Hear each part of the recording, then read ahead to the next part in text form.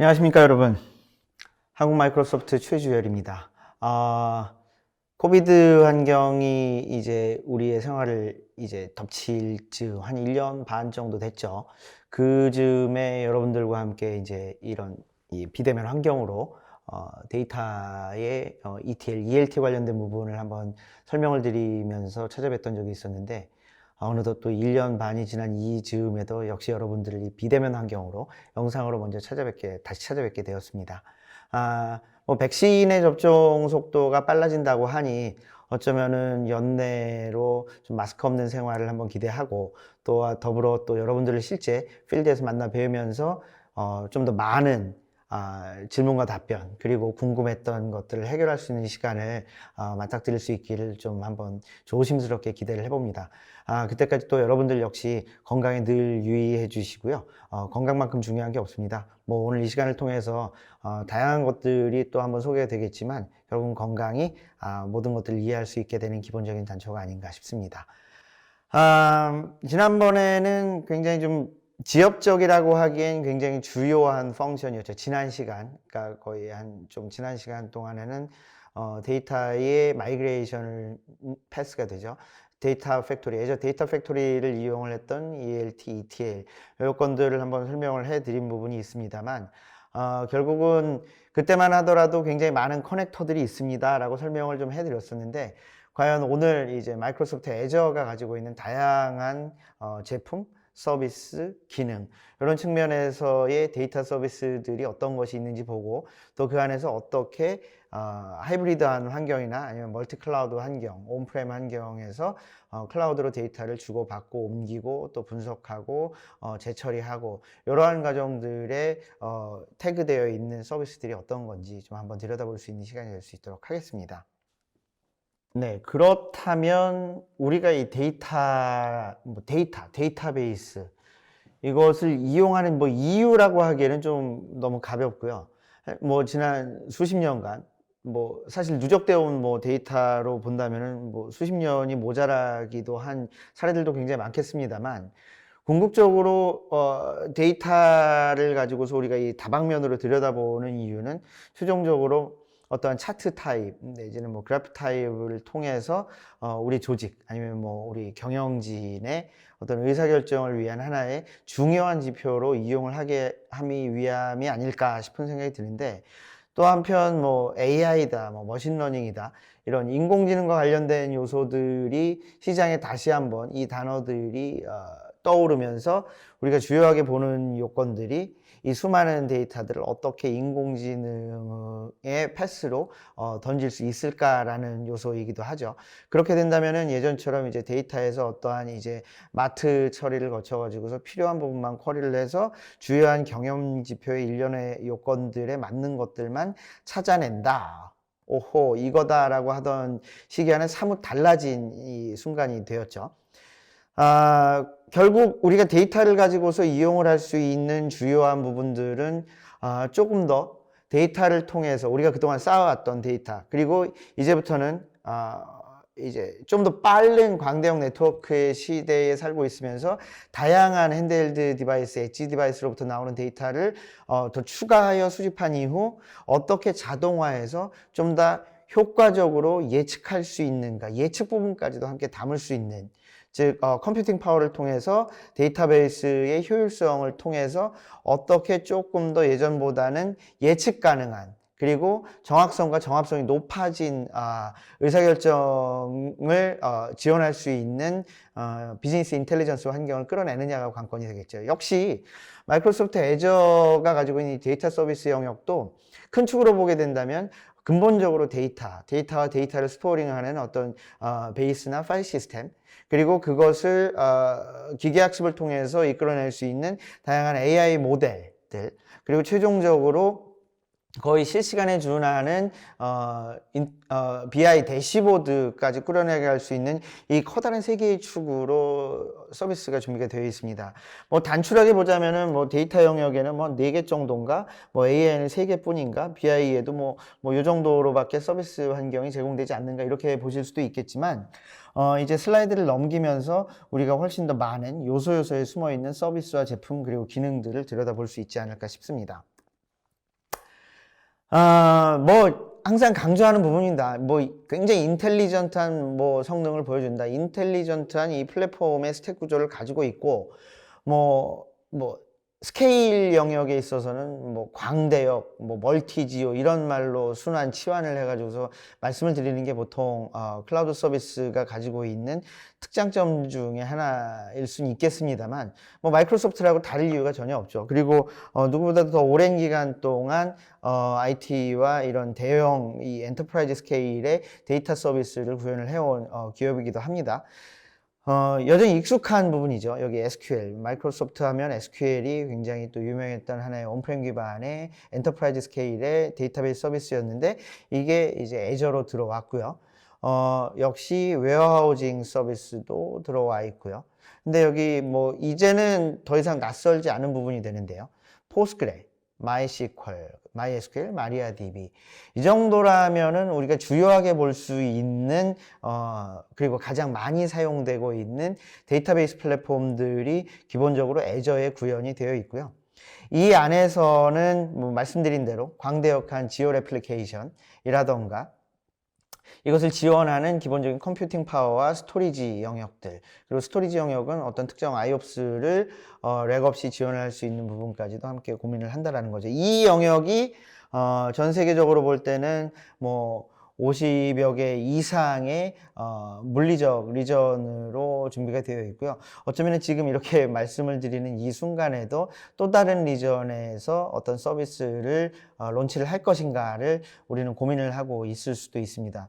어쨌든 점진적으로가 아니라 훨씬 더 빠른 속도로 멀티지오를 포괄할 수 있는, 그리고 스케일 파워가 굉장한 데이터 서비스를 위해서 다양한 지역에 이 데이터 센터 리전이 포함이 되어 가고 있다는 걸 말씀을 드리고 싶고요. 기본적으로 데이터베이스를 이용을 한다라는 것들은 뭐 제가 이렇게 말씀드리는 것 자체가 너무 수준 낮은 단편적인 요소로도 보일 수 있는데, 오늘 이 지금 시간을 함께 해주시는 분들은 어떤 수준의 격차를 논하지 않고 굉장히 주요한 부분들 내지는 놓치기 쉬우면서도 간과해서는 안 되는 부분들까지도 함께 설명을 드리고자 하니 그런 부분들은 좀 이해를 부탁을 드릴게요. 데이터베이스와 연결되는 부분들은 여러분들의 로컬 환경에서 개발된 애플리케이션들, 그리고 어떤 로컬 환경에서 다양한 파일럿 환경을 거쳤던 분석 서비스들, 그 다음에 뭐 로컬 환경에서 GPU를 이용을 하거나 아니면 대용량의 메모리 힙 사이즈를 확보한 상태에서 해온 어떤 학습 환경, 기계 학습 환경들, 그리고 잊을 수 없는 뭐 TTS, STT, 그 다음에 이미지 레코니션, 뭐 다양한 이러한 이 오픈소스 기반의 코그니티브 서비스 환경들도 대부분 다 이것들이 어떤 이제 테이블에 들어가면서 스키마 구조를 가지면서 결국 이 데이터베이스나 데이터 웨어하우징 환경들로 포괄이 되겠죠. 결국 이 환경들이 모두 준비가 되어 있다라고 말씀을 드리는 것 뿐만이 아니라 이미 적어도 애저 SQL, 즉 구 MS SQL, 뭐 물론 여전히 온프렘에서도 많이 사용이 되고 있는 MS SQL 환경은 너무너무 다양한 사례가 있는 반면에 MySQL 같은 경우나 MariaDB는 오히려 또 이 오픈소스 환경에서 훨씬 더 손대기 쉽고 더욱더 다양한 환경에서 많은 사례들을 가지고 있죠. 이것 역시 마이크로소프트 애저에서 이미 호스팅되거나 서비스된 지가 만 2년이 넘었습니다. 특히 오픈소스 DB 같은 경우에는 만 2년이 넘었고 초기 그 발표를 했던 걸로 치면은 어느덧 4년 차가 되었습니다. 굉장한 환경의 변화죠. 마이크로소프트가 떡하니 오픈소스의 대표주자의 데이터베이스들을 VM화 시켜서 멀티지오로 배포할 수 있고 기업이 요구하는 SLA 수준까지 맞춰놓은 서비스라면 굉장히 유의미합니다. 그만큼 이 클라우드라는 거는 그 회사의 고유한 아이덴티티마저도 이제 더 이상 넘사벽이 되지 않게 어느 곳이라도 왔다 갔다 할 수 있는 환경으로 제공이 된다는 것은 마이크로소프트에게도 굉장히 중요한 변화이면서 동시에 이미 사용을 해오셨던 고객 여러분들과도 좀 더 유연하게 랜딩할 수 있는 기회로 변화되어 가고 있지 않나 싶은 생각이 듭니다. 자, 그렇다면은 한번 들여다 볼까요? 제가 말씀드렸던 이 오픈소스 환경도 결국 마이크로소프트라는 이 대형 클라우드 플랫폼에서 돌아간다. 뭐 enabling, integrate, release, contribute. 저는 뭐 enabling 한다, integrate 한다 요것보다는 좀 더 중요하게 보고 싶은 게 이 contribution. 이 contribute라는 건 말 그대로입니다. 코드를 커밋하고 코드를 컨트리뷰션을 지속적으로 해간다. 뭐 아파치와 관련된 아파치 재단과 관련된 다양한 이 프로젝트들, 그 다음에 뭐 다양한 이 랭귀지 부분들, 언어들의 요건에 있어서 어떤 변화나 아니면 개선 요건들을 풀타임 커미터든 아니면은 뭐 파타임 커미터들 다양한 이 세계의 여러 곳에 함께 계시면서 컨트리뷰션 활동을 해주시는 분들과 마이크로소프트 역시도 그 일환으로서 역시 참여를 하면서 다양한 코드 커밋을 해오고 있습니다. 마이크로소프트의 코드 커밋 역사는 알고 보면은요 1990년대 초중반까지도 거슬러 올라갑니다. 굉장히 어떻게 보면은 좀 뭐랄까요, 좀 너구리 같이 좀 은큼한 구석이 있었다라고도 볼 수는 있겠습니다만 결국은 그러한 준비 아닌 준비가 오늘 2021년에 와서는 마이크로소프트가 오픈소스와 함께 공생 상생하면서 컨트리뷰션 이 상황까지도 함께 참여를 하는 그러한 기업이 되면서 동시에 오픈소스의 이 코어 환경들, 특히 데이터 서비스 영역의 환경들을 마이크로소프트 애전에 스스로가 또 서비스를 할 수 있는 요건까지도 가지고 가는 거죠. 그 안에 있어서의 어떤 코드 매니플레이션은 있을 수 있지만 그것이 근본적인 이 오픈소스 라이센스에 위배됨은 전혀 없다라는 것. 왜냐하면 오픈소스는 오픈소스 그 자체로서 제일 의미가 있는 거거든요. 그래서 어떤 특정 기업이 사유화해서 뭔가 어떤 비용을 청구를 하는 과정, 특히 SLA와 관련된 요건에 있어서 그런 일들이 있어서는 안 되겠죠. 즉 제가 말씀드리는 거는 애저를 통해서 호스팅되는 서비스는 분명히 이제 VM당의 과금, 스토리지도 역시 사용되는 용량당의 과금은 필요로 책정이 되겠지만 그 내부에는 오픈소스 그 자체로서의 코드 변화는 변환이 허용되면서 그것을 마치 상업용으로 전환시키면서 이런 식으로 가서는 안 된다. 역시 마이크로소프트도 그 약속은 분명히 지키고 있다라는 것으로 말씀드리고 싶고요. 그리고 그렇게 돼서 우리가 컨트리뷰트 커밋이 이끈 이후에 어떤 이제 또 다른 이제 뉴 버전의 패키징이 충분하게 테스트가 된다면 그 역시도 마이크로소프트 애전에서 새로운 이제 LTS나 아니면 GA 버전들이 릴리즈가 된다라는 거죠. 이것들은 대부분 여러분들이 신규 버전을 사용하고 싶어 하시는 속도와 거의 큰 차이 없이 타임라인에 맞춰가지고서 마이크로소프트 애전에서 릴리즈가 된다라는 부분은 한번 좀 강조해 드리고 싶습니다. 즉, 뭐 버전이 안 맞기 때문에 아니면 우리는 최신 버전을 반드시 이용을 해야 되는데 라는 어떤 이 양재 헤게모니 사이에서 서비스를 제공하는 벤더와 서비스를 이용을 해야 되는 클라이언트 사이 헤게모니 사이에서도 충분한 어떤 타임 델타가 없이 이용을 할 수 있다라는 부분은 좀 의미가 있을 것 같습니다. 그리고 뭐 이 비주얼 스튜디오 코드가 너무나도 빠르게 이 개발자 여러분들 사이에서는 가장 편한 이 에디터 도구로 자리를 잡았다라는 부분에 있어서는 저도 상당히 좀 놀라운데요. 이러한 환경들이 대부분 고유하게 여러분들의 로컬 오픈소스 환경, 개발, 운영 환경과 통합이 돼서 마이크로소프트 애저에서도 그대로 이용을 할 수 있다라는 부분은 의미가 또 꽤 있을 것 같습니다. 마이크로소프트의 변화 측면에 있어서. 자, 펭귄, 뭐 도커, 노드, 자바, 파이썬, PHP, 뭐 R, 하둡, 레디스. 예, 뭐 이러한 이 다양한 것들 여러분들이 늘 사용해 오시고 이미 서비스 한 축으로 있는 다양한 이 아이콘들이 이미 애저에서는 이미 거의 5년 전, 6년 전부터 레디가 되어 있다라는 부분. MySQL, 뭐 마리아, 포스트그레는 사실은 더 이상 말씀드린 대로 앞서 말씀드린 대로 더 이상 뭐 신기하게 볼 거는 아닙니다. 마이크로소프트라는 배지를 단 플랫폼 상황에서 이들이 움직인다라는 거는 뭐 더 이상 뭐 신기할 부분은 아닌 것 같고요. 오히려 이 서비스들이 파스화돼서 굳이 뭐 별도의 이 기존의 온프람 환경이나 로컬과 이제 서버 클라이언트 환경을 연결 지으면서 설정을 해오시던 이런 과정이 딱히 큰 필요가 없이 파스 타입으로 운영될 수 있다. 그리고 이들 역시 이제 레플리케이션이 뭐 광대역으로 지원이 된다. 그 다음 리드 전용의 레플리카가 이제 멀티지오로 해서 마리아DB에도 함께 또 제공이 된다던가, 이러한 것들, 뭐 사실 다 이 프리뷰로 이 명기됐던 것들은 상당 부분 다 이제 GA가 돼서 기존에 여러분들이 로컬에서 사용을 해오시던 마이스퀄 환경이나 마리아, 뭐 포스트그레까지도 그대로 이용을 하실 수 있다라는 건 거고요.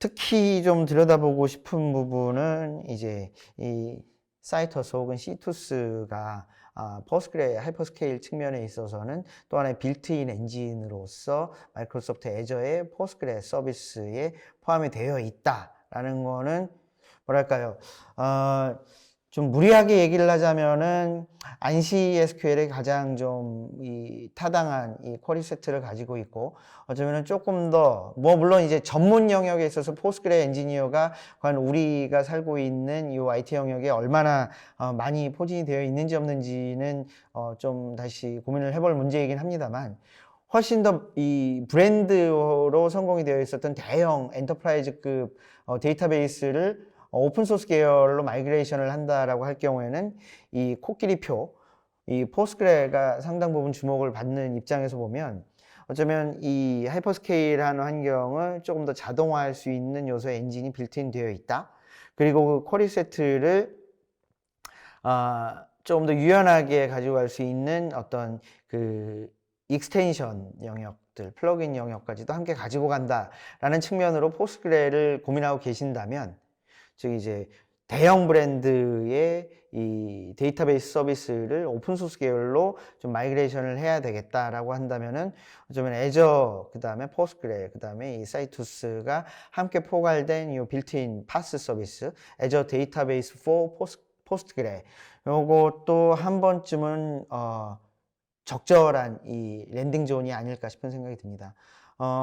이 사례는요, 국내 같은 경우에는 대형 이 온라인 백과사전 서비스를 하고 있는 이 서비스 주체가 기존의 상용, 상용이면서 기업용 서비스, 데이터베이스 서비스를 이 포스트그레로 마이그레이션을 해서 현재 마이크로소프트 애저에서 서비스를 하고 있다라는 부분은 눈여겨볼 만합니다. 물론 이게 엄청 다양한 이 트랜잭션이 실시간으로 일어나는 그런 헤비한 워크로드를 가진 부분은 아닙니다만, 어쨌든 상용 이 대형 데이터베이스가 포스트그레 서비스로 마이크로소프트 애저로 마이그레이션이 됐다라는 거는 그동안의 어떤 이 트러블 슈팅 노하우나 마이그레이션 노하우를 극복한 사례라고 볼 수가 있겠죠. 그런 이 파트너 에코시스템은 마이크로소프트 코리아가 여러분들과 함께 제공을 할 수 있는 의무가 분명히 있고요. 그러면 이제 앞서 보신 대로 이렇듯 다양한 영역의 이 오픈소스 데이터 관련 서비스들, 그 다음에 다양한 랭귀지나 아니면은 플러그인 서비스들을 볼 수가 있었고, 주요한 이 뭐 물개, 마이스퀄, 코끼리표 데이터베이스들을 보셨는데, 이들이 기존에 있었던 둥지 네스트에서 이 클라우드 환경으로 옮겨와야지 된다라는 건 거죠. 그러면 이것 역시도 굉장히 비민주적이었다고 저는 좀 생각을 하는데요. 상용 데이터베이스 벤더가 이제 보유하고 있고, 그 벤더가 어떤 특정 데이터베이스로 옮겨가게 하거나, 아니면 어떤 특정 데이터베이스에서 자사의 이 상용 데이터베이스로 옮겨오거나, 자사의 상용 데이터베이스가 업버전이 돼서 이제 일부 마이그레이션이 필요할 때 제공을 하던 ETL 도구들이 있었습니다. 뭐 상당 부분 유료죠. 유료인데 뭐 이제 패키징이 되면서 큰 부담 없이 이용을 해 왔었는데, 결국은 마이그레이션이 필요하다라는 겁니다.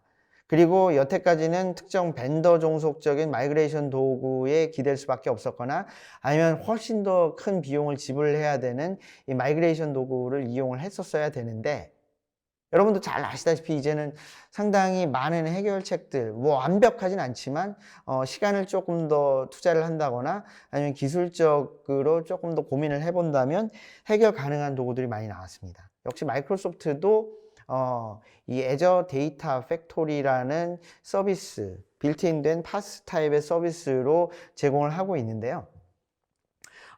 제가 앞서 말씀드린 대로 이전 시간에 제 영상을 통해서 특히 데모도 충분히 포함을 했었던 시간인데요. 그 영상을 보신다면 뭐 충분히 이해를 하고 계시고 이거 굉장히 쓸만하더라라고 뭐 평가하시는 분들도 굉장히 많아요. 이 데이터 팩토리가 제공이 됩니다. 트랜스포메이션을 해서 데이터를 옮기는 과정에서 스케일러빌리티까지 포함을 한다. 과연? 예, 되죠. 다음에 굳이 어떤 쿼리 조합이나 아니면 테이블 셀렉트에 대해서 뭐 대용량의 조인을 걸어야지 된다. 뭐 이런 것까지도 미리 고민을 해야 되는데 사전적으로 이런 어떤 코딩에 대한 환경들을 구축할 필요가 딱히 없다. 과연? 예. 그 다음에 빌트인 리젤런시라는 것들. 이것도 결국은 어떤 이 스키마 요건에 대한 것들이 이 스키마레스에서 스키마가 있는 곳으로 아니면 스키마 있는 곳에서 스키마리스 하는 환경으로 아니면 미리 선정이 된 스키마, 여러분들이 사용했던 이 스키마 환경을 그대로 이식할 수 있는가? 그럴 수 있죠. 당연히 그렇게 될 수 있게 만들어 놓은 것. 이것들이 바로 이 애저 데이터 팩토리가 가지고 있는 이 마이그레이션 혹은 ETL 혹은 ELT, 이제는 ELT라고 많이 부르죠. ELT. 특히 이 로딩을 한 상태 아니면은 이제 원격제에서 로딩을 하면서 이제 이 페일 체크나 태스크 엔딩 체크를 할 때 보면 굉장히 많은 트래픽 비용이 발생을 하는데 그렇기 때문에 우선 일괄적으로 클라우드 쪽으로 업스트림은 비용이 제로니까 업스트림을 통해서 제로 비용을 통해서 데이터를 일단 로딩해 놓고서 거기서부터 뭐 트랜스포메이션을 건다거나 이런 환경으로 이제 용어가 ELT로 바뀌어 가는 환경이기도 한데요. 어쨌든 마이그레이션이 제일 중요하죠. 그리고 그 마이그레이션 사이에서 스키마에 대한 정의가 그대로 유지될 수 있는가 없는가, 변경이 가능한가 안 한가, 아니면 내가 특정 테이블과 뭐 아니면은 특정 컬럼 사이에서의 관계성을 옮겨가는 과정에서 조합을 시켜서 그것이 데스티네이션 스토리지나 데이터베이스나 아니면 노에스큐엘이나 어떤 특정 파일 시스템이나 테이블에서 그대로 유효하게 내가 걸어놨던 이 쿼리 조합이 그대로 옮겨가서 안착될 수 있는가, 이것들이 다 된다라는 겁니다.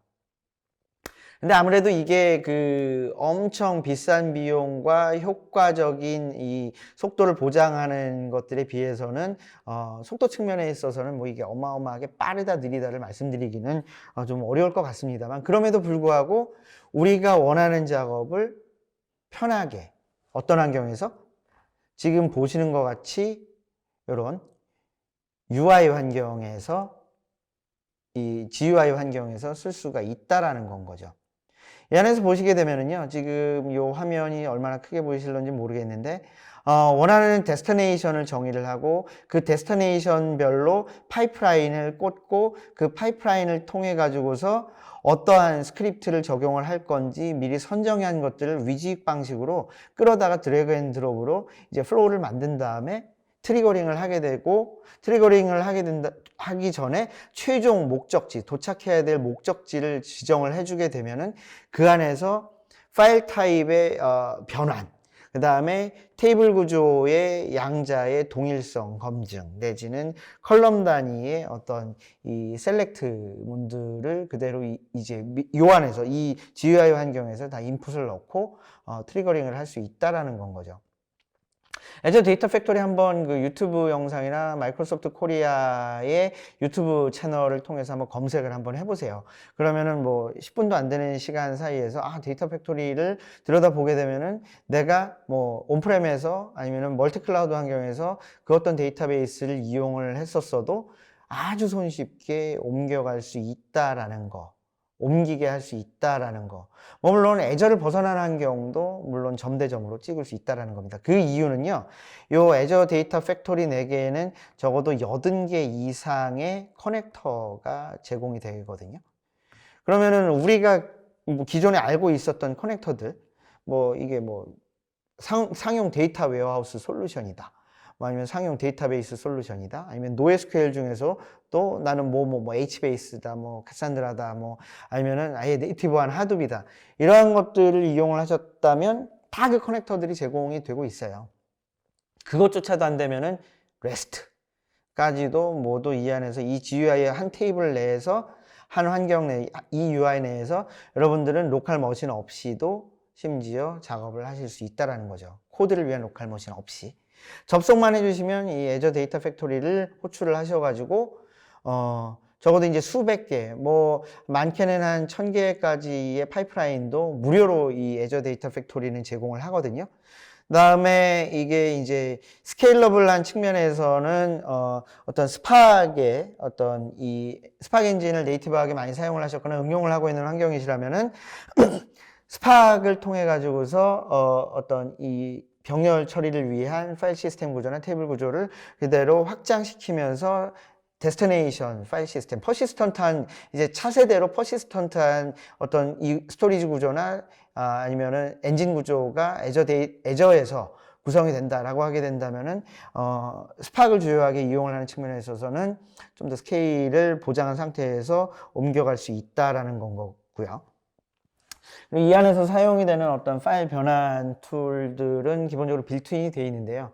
뭐 CSV, 뭐 TSV 내지는 단순 파일, 뭐 파케이, 아파치 파케이나 뭐 ORC, 에이브로 이런 파일들로의 자동적인 변환, 압축 형태의 변환도 자동으로 선택만 하시면 이 토글 버튼을 선택만 하시면 자동으로 옮겨질 수 있다라는 굉장히 강력한 장점을 가지고 있다라는 겁니다. 그러면은 이제 말씀드린 대로 80개 이상의 커넥터가 준비되었고 혹은 또 추가가 되는 것들은 계속적으로 추가가 되겠죠. 그러면은 현재 운영 시스템인 내 로컬 워크스테이션에 있던 로컬 서버에 있던 데이터 센터 내에 콜로케이션 되어 있는 서버에 있던 아니면은 또 다른 이 클라우드 환경에 있던지 간에 점을 찍고 파이프라인을 꽂고 원하는 방식의 변환 조건을 만들고 최종 목적지 데스티네이션 이게 DB가 되던 스토리지가 되던 어떤 이제 뭐 도큐멘트 DB가 되던 어떤 특정 NoSQL이 되던 이제 찍어 놓으면 옮겨간다라는 겁니다. 물론 엔드포인트의 구성은 여러분들의 운영 환경을 그대로 선정을 해두실 필요가 있죠, 당연히. 애저 데이터 팩토리를 통해서 우리가 알고 있는 다양한 데이터 서비스를 옮길 수 있다.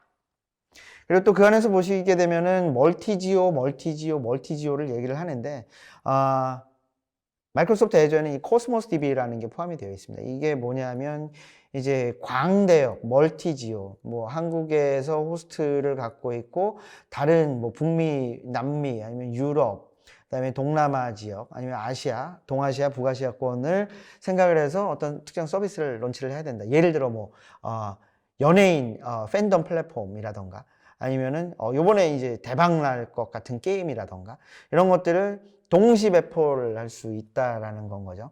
물론 어떤 데이터베이스라고 뭐 그게 또 안 되겠습니까만은 기본적으로 몽고DB가 가지고 있는 NoSQL의 어떤 이 스케일러블한 서비스, 그 다음에 완전히 fully managed 되어 있어서 어떠한 이 파스 타입으로 서비스가 되면서 SLA가 제공이 되고 있는, 그래서 자동화 중점에 있어서 커다란 우려를 하지 않고 벤더에게 맡기면서 동시에 멀티지오를 관리하면서 배포하고 그 안에서 서비스가 가능하게 하는 것들이 이 바로 코스모스 DB고요. 네이티브하게는 몽고를 이제 좀 가지고서 이제 이 커머셜라이즈를 시켰습니다.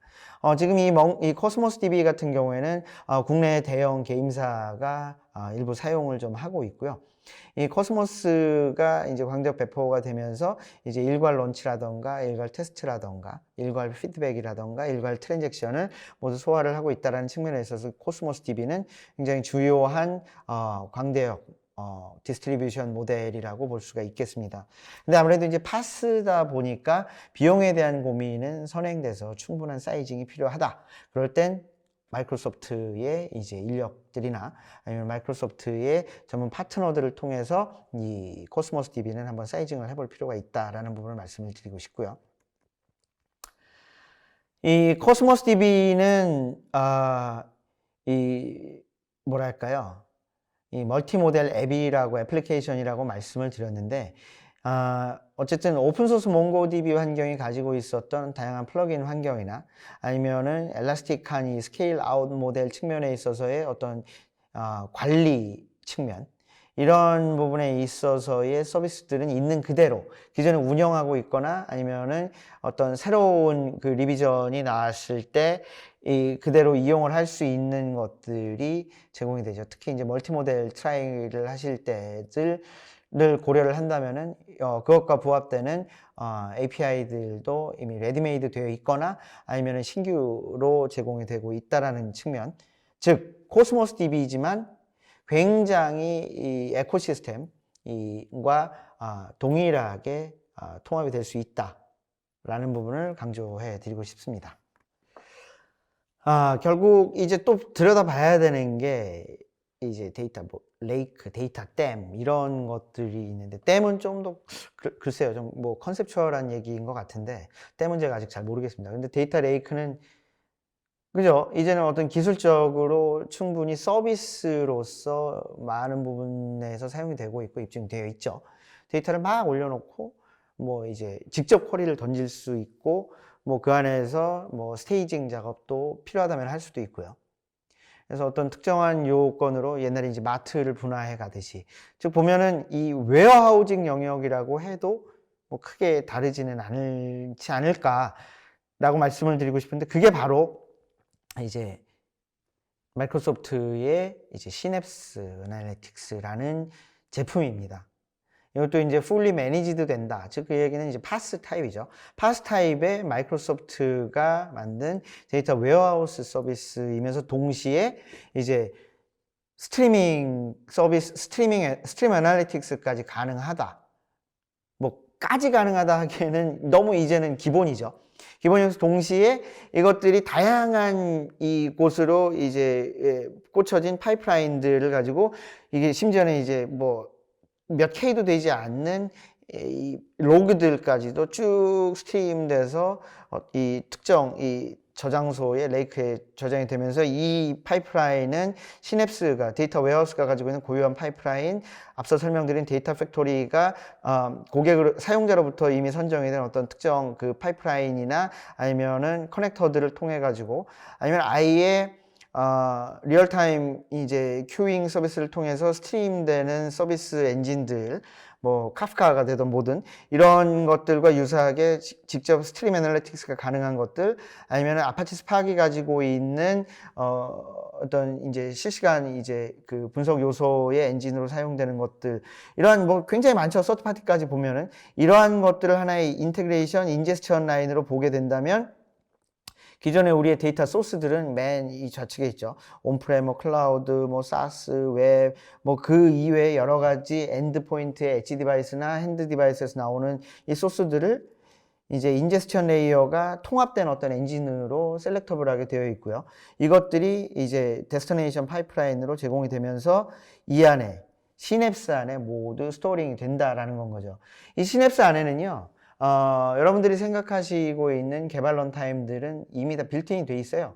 어떤 그 특정 그 랭귀지 선호도를 떠나서 이미 런타임들이 빌트인 되어 있기 때문에 기존에 이제 선호했던 이 데이터베이스 운영 환경이나 개발 환경을 그대로 별도의 추가 작업 없이 갖다 담아서 쓸 수 있다라는 건 거죠. 그 다음에 뭐 가용한 랭귀지들은 뭐 이것뿐이겠습니까? 앞으로 무엇이 나오든지 간에 계속 포함이 되겠죠. SQL, 파이썬, .NET, 자바, 스칼라 자바, 뭐 난이도에선 동급으로 봅니다. R까지 해서 이 애저 시냅스 애널리틱스가 포함이 되고요. 그 사이에 이제 어떤 특정 데이터 레이크, 특히 마이크로소프트는 이제 애저 데이터 레이크 서비스를 제공을 하고 있는데요. 이것들과도 함께 이제 이 시냅스 애널리틱스의 엔진 차원으로 이 중간에 중개하는 폴리베이스 엔진을 통해서 익스터널 테이블까지도 함께 이 안으로 던지면서 스테이징, 뭐 볼트, 마트, 기존에 우리가 운영해오던 환경과 유사한 이 웨어징 환경을 그대로 쓸 수 있고, 이 안에서 뽑여지는 다양한 이 양상의 데이터들을 엑셀로, 뭐 아니면은 마이크로소프트 파워 BI, 아니면 여러분들이 좀 더 익숙해 하시고 계시는 분들이 있을 수 있죠. 태블로와 같은 환경으로 비주얼라이제이션을 끌어낼 수 있다라는 겁니다. 자, 여기까지 보게 되면은 기존의 뭐 이제 마이크로소프트의 고유한 RDB, 그 다음에 오픈소스의 이제 대표적인 RDB들, 그 다음에 오픈소스, 특히 아파치 스파크로 대변되는 어떤 NoSQL이라고 얘기하기는 이제는 좀 별로 좀 싫은 느낌이 드는데, 스파크이 이제 하나의 패키징화된 상품으로 보면은 지금 보시는 요 데이터브릭스와 같은 상용 제품으로도 거듭났거든요.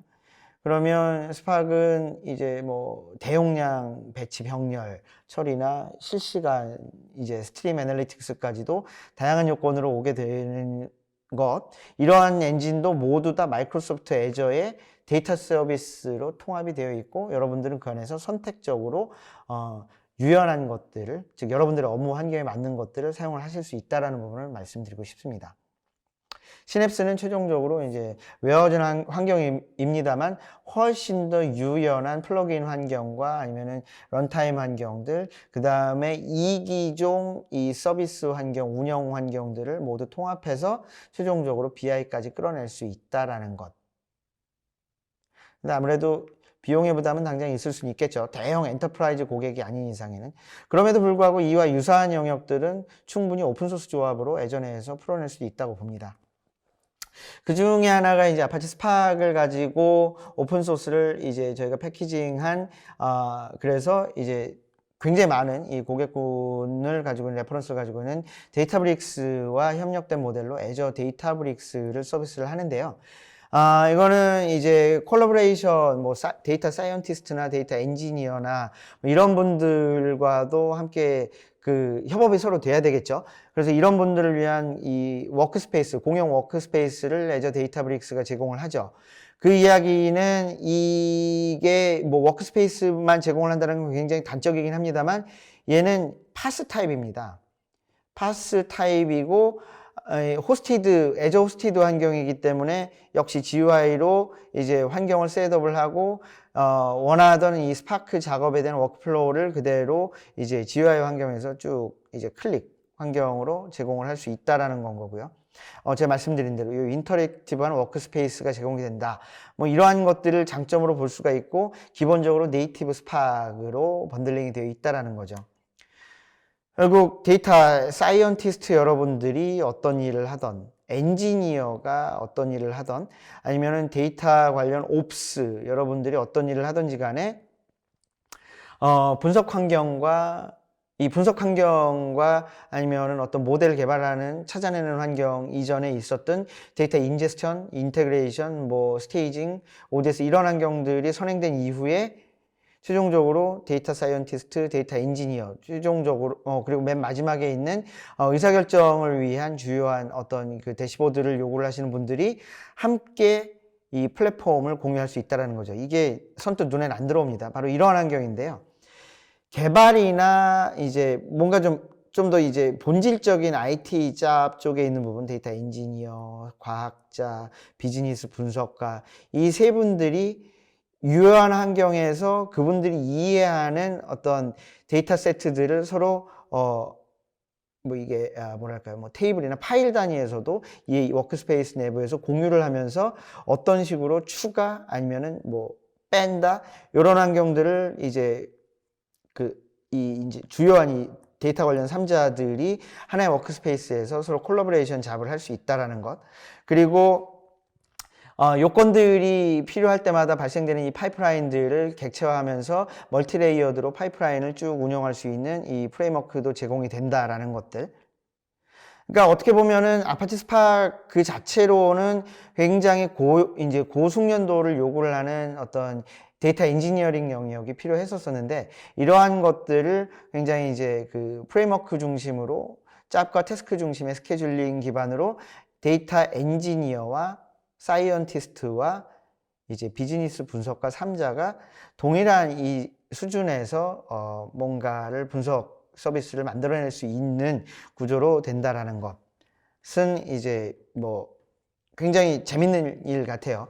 어쩌면은 뭐 스팍을 깔고 스팍 노드를 관리하고 데이터 인제스션한 이 스테이징 서버에서 데이터를 끌어오고, 그 과정에서 생기는 어떤 그 뭐랄까요, 이 데이터는 뭐 뺐었어야 되는데, 이 테이블은 뭐 수정했었어야 되는데, 이 쿼리는 바꿨어야 되는데, 이런 다양한 이 문제들을 하나의 플랫폼에서 이제 몇 번의 클릭으로 주요한 스테이크홀더들이 이용을 할 수 있게 한다. 라는 측면에서 보면 애저 데이터브릭스는 굉장히 재미난 이 도구가 된다고 볼 수 있겠고요. 그리고 여기서 나온 최종적인까지는 아니라 이제 스파크 이제 처리를 배치로 했던 아니면 실시간으로 했던 여기서 이제 그 선정이 된 어떤 특정 모델과 아니면은 볼팍뷰로 나온 결과 산출물을 가지고 좀 더 이제 인텐시브한 ML을 걸 수도 있겠고요. 아니면은 이 데이터를 가지고서 이제 특정 분석 영역의 분석가 집단으로 넘길 수도 있게 되겠죠. 아니면은 이제 웨어하우스에서 조금 더 이제 트랜잭셔널한 짭에 우리 기업의 요건을 뭔가로 맞춰갈 수 있는지를 던질 수도 있겠죠. 그 모양의 전체적인 플로우는요, 이렇습니다. 이제 인제스천을 하고 데이터브릭스가 소화를 하고 아니면은 파일 타입으로 존재하던 어떤 오브젝트 스토리지에 있었던 요거는 애저는 애저 블록 스토리지나 애저 스토리지 서비스의 다양한 이 서비스들이 직접 이제 스파크로 파이프라인 내지는 커넥팅을 할 수가 있게 되고요. 이 스파크 내에서는 이제 데이터 프랩을 하게 되죠. 그리고 스파크이 가지고 있는 고유한 이제 엠립 같은 거를 통해서 라이브러리를 통해서 트레이닝도 직접 시킬 수가 있습니다. 그것 가지고 이제 모델이 나오게 된다면 인텐시브한 이제 ML 잡으로 또 던질 수도 있겠죠. 아니면은 이제 우리가 기존의 일련의 작업으로 웨어징 처리를 통해서 최종적인 BI를 한다. 뭐 스파크를 가진 이 네이티브 스파크로 준비된 이 애저 데이터브릭스가 또 하나 이제 스파크를 선호하시는 조직과 아니면 데이터 엔지니어 여러분들에게는 또 하나의 굉장히 손안대고서도 스파크를 굉장히 유연하게 사용하실 수 있는 요건으로 말씀을 드릴 수가 있을 것 같고, 요거는요 애저 데이터브릭스는 지금 현재 우리나라에서 뭐 첫째가라면 서러운 이 이커머스 기업에서, 오래된 이커머스 기업에서 이 스파크 중심의 데이터브릭스 관련 서비스를 이용을 하고 계십니다. 굳이 먼저 ETL을 하지 않더라도 신규로 잡혀오는 트랜잭션 데이터를 어떤 특정 이 데이터 볼트나 데이터 스테이징에다가 일단 가두고 그것들을 일련의 이제 프랩 과정을 갖춰가지고 애저 데이터브릭스로 뿌리거나 아니면 프랩 이제 전처리가 없었다면 그걸 그대로 실시간 변환을 하면서 데이터브릭스로 가져오게 되는, 그러면서 굉장히 데이터 프랩 과정, 즉 인제스천 과정, 프랩 과정 이 두 가지를 굉장히 유연하게 별도의 어떤 이 또 다른 이 장비를 요구하지 않고서 그대로 클라우드 환경으로 끌어올 수 있다는 측면에 있어서는 고객 맞춤형 모델을 개발하는 데 있어서 굉장히 큰 도움을 받고 계시다고 합니다. 이제 마지막으로 남은 게 이 AI인데, AI는 사실은 이제는 뭐 그 시민 개발자, 뭐 인공지능 개발자 수준으로까지 굉장히 뭐 민주화됐다라고 누군가는 뭐 이야기를 하십니다. 근데 그렇게 예쁘게 뭔가 있어 보이듯 얘기하지 않더라도 이제는 카카오 내비에게 내지는 뭐 네이버 내비에게 아니면은 그 티맵에게 이렇게 말로 물어보면은 전부 다 이제 STT가 되고, 그것도 이제 다양한 부분 많이 누적된 이제 보이스 학습을 통해서 우리가 말하는 거는 이제 크게 좀 더 먼 거리에서도 다양하게 이 실패율이 거의 현저히 떨어진 상황에서 이용을 하고 있다는 거죠. 단순히 말하고 그 목적지를 찾아주는 게 무슨 AI야 이렇게 얘기를 하시지만, 이거는 랭귀지 내지는 음성과 관련된 코그니티브 서비스가 되고요. 그런 것들은 이미 완성되어 있는 이 문장에 있는 단어들을 통해서 학습이 되어 있었던 거죠. 이제 우리는 그냥 에브리웨어, AI 에브리웨어 환경에서 뭐 어마어마한 인공지능, 뭐 터미네이터를 뭐 예상하거나 이런 것들이 아니라면 우리는 굉장히 AI가 녹아든 시대를 이미 살고 있다라는 겁니다. 그래서 AI는 이미 우리 생활에 굉장히 밀접한 도구이기도 해요. 이것들은 뭐 불과 2016년이다 17년이다 이렇게 얘기를 하는데 이미 인간이 인지하는 수준 이상으로 뛰어 올라와 있다는 건 거죠. 그만큼 컴퓨팅 파워가 강력해졌고 훨씬 더 많은 데이터가 오픈되어 있기 때문에 학습시킬 수 있는 여지가 훨씬 더 많이 늘어났다는 거죠. 그리고 이제는 그림으로 마우스 클릭으로 도구만 붙여다가 이제 데이터가 필요합니다. 얼굴을 알아보는 인지 서비스입니다. 오픈 데이터셋은 어디에 있습니까? 학습된 결과는 어디에 있습니까? 연결만 시켜주면 저는 동양인 중에서 한국인의 20대 성별 구분 없이 찾아내는 어떤 AI를 구현하고 싶습니다. 마이크로소프트 MLflow나 AutoML을 갖고 가게 되면요. 이거를 뚝뚝뚝뚝 갖다 붙이기만 하면은 여러분들이 AI 환경을 구축하시고 서비스하실 수 있는 패키징 환경까지도 가지고 갈 수 있다는 거죠. 그 이유는 이미 제일 주요한 환경의 영역들, 즉 인식하는 것, 눈으로 봐서 인식하는 것, 말하고 들어서 인식하는 것, 읽고 쓰는 데에서 인식하는 것, 이것들이 가장 주요한 AI의 축인데요. 이런 것들을 통해 가지고서 기학습되어 있는 우리가 셀 수 없는, 혼자 하기엔 너무 어려운 이 데이터들을 미리 학습시킨 선행 결과들을 API로 제공을 한다던가 아니면 특정 서비스, 내지 ML 스튜디오로 서비스를 할 수 있다는 거죠. 그 안에는요, 역시 우리가 잘 알고 있고 이미 여러분들이 익숙하신 것들, 텐서플로우가 아직도 놀라시는 분들이 계세요. 마이크로소프트 애저는 오픈 클라우드입니다. 모든 것, 이건 오픈소스 아니면은 커머셜, 클로즈드 코드 이런 것들 모두 다 할 것 없이 이 안에서 모두 가능하고요. 뭐 케라스, 오닉스 이러한 여러분들의 AI 관련된 이 인터오퍼러빌리티를 포괄하는 이 프레임워크가 당연히 제공이 되고 있고요. 말씀드린 대로 비전, 스피치, 랭귀지, 이 서치는 결국은 이제 최종적인 사물들이 어떤 식으로 인덱싱이 되어 있냐, 그리고 이 서치 엔진 상에서 가장 중요하게 내가 원하는 것들을 어떻게 찾아주기를 원하느냐.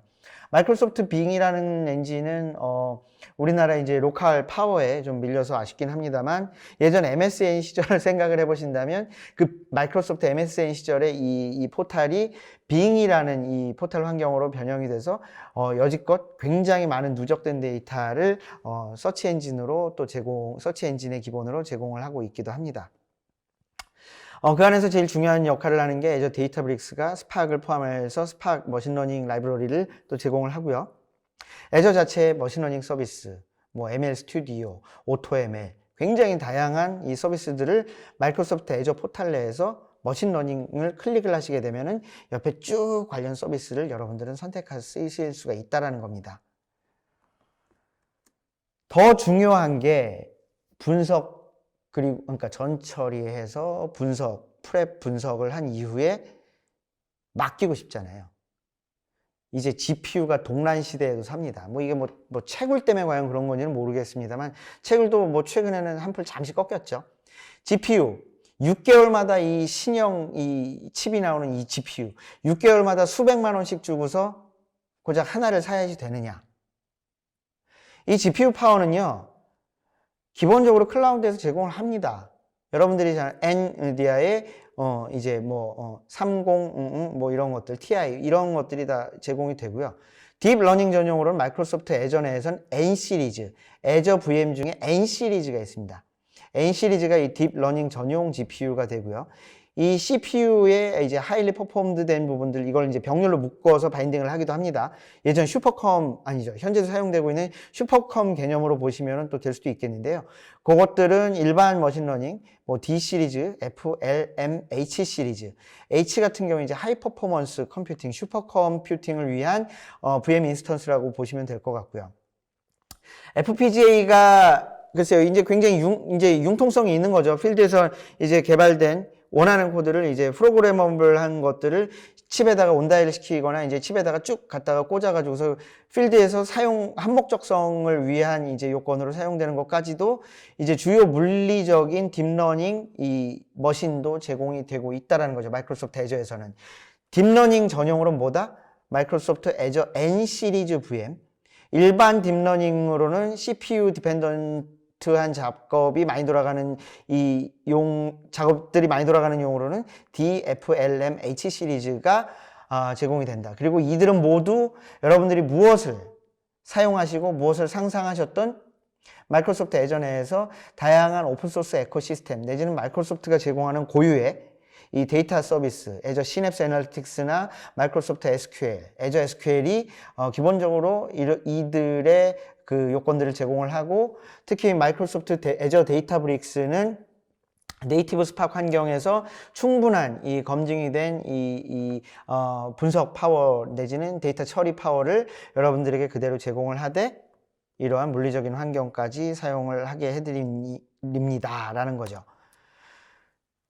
노트북. 결국은 맨 마지막 내지는 처음부터 끝까지 노트북. 매번 쓰시잖아요. 그리고 그 노트북은 이게 뭐 제플린이 되던 뭐 주피터가 되던 아니면 뭐 또 다른 제3의 노트북, 상용 노트북을 이용을 하시던 이들은 이미 애저와 플러그인이 되어 있다. 애저에다 기본적으로 뭐 이제 포팅을 시키면 된다. 이러셔도 되는데, 그래서 내 노트북을 애저 그 포탈과 연결을 시켜서 쓰셔도 되는데, 이제는 노트북 전용, 이 주피터 노트북 전용 VM도 생성이 되어 있습니다. 즉, 여러분들이 어떤 모델을 가지고 이제 모델을 고민하시는, 이 컨시스트하게 모델을 고민하시는 때마다 이 어떤 로컬 머신을 열어가지고서 내 노트북 로컬에 있는 것들을 이제 연결을 시키시는 것도 편하실 수도 있고, 습관적으로 그게 더 유연할 수도 있는데요. 아예 클라우드 내에다가 노트북 전용 VM도 마련을 해놨어요. 그래서 이제 워크스페이스에 직접 관여를 할 수가 있겠죠. 당연히. 그래서 이제 필요할 때마다 이 노트북에 대한 최종 짭 처리는 이 안에서 이제 마무리를 하실 수 있다는 거죠. 이건 제플린이에요. 제플린이 아니라 주피터로 기본적으로 포함이 됩니다.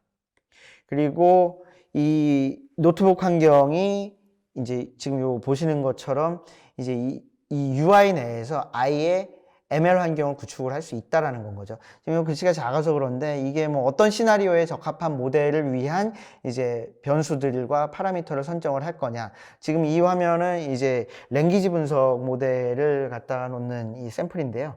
이거를 뭐 어떤 회귀 모델을 쓸 거냐, 어떤 뭐 클래시피케이션 분류 모델을 쓸 거냐, 이런 것도 이렇게 메뉴로 선정을 할 수 있다라는 겁니다. 그리고 이제 입력 변수와 상수들, 고정된 부분들을 하나하나 필터 값으로 조절을 하면서 최종적으로 어떠한 모델을 적용을 할 거냐 하고서 트리거를 하게 되면은 이 안에서 자동적으로 학습이 일어나는 포탈도 제공을 한다라는 건 거죠. 마지막으로 여러분들이 가지고 계신 환경도 뭐 데이터가 이미 충분히 너처가 되어 있습니다. 상대 뭐 10수년, 20수년, 30수년 전부터. 근데 그것들 이외에 이제는 영상 분석을 위한 영상 씬도 필요하고, 영상 씬 분석 굉장히 어렵죠. 그 다음에 뭐 예를 들면 이제 특정 환경의 이미지, 이런 것들도 때로는 필요해서 구매를 하시기도 해요. 근데 그런 것들, 데이터는 항상 조인이 걸릴수록 훨씬 더 다방면의 앵글에 다이멘셔널한 데이터 아웃컴을 기대를 할 수가 있죠.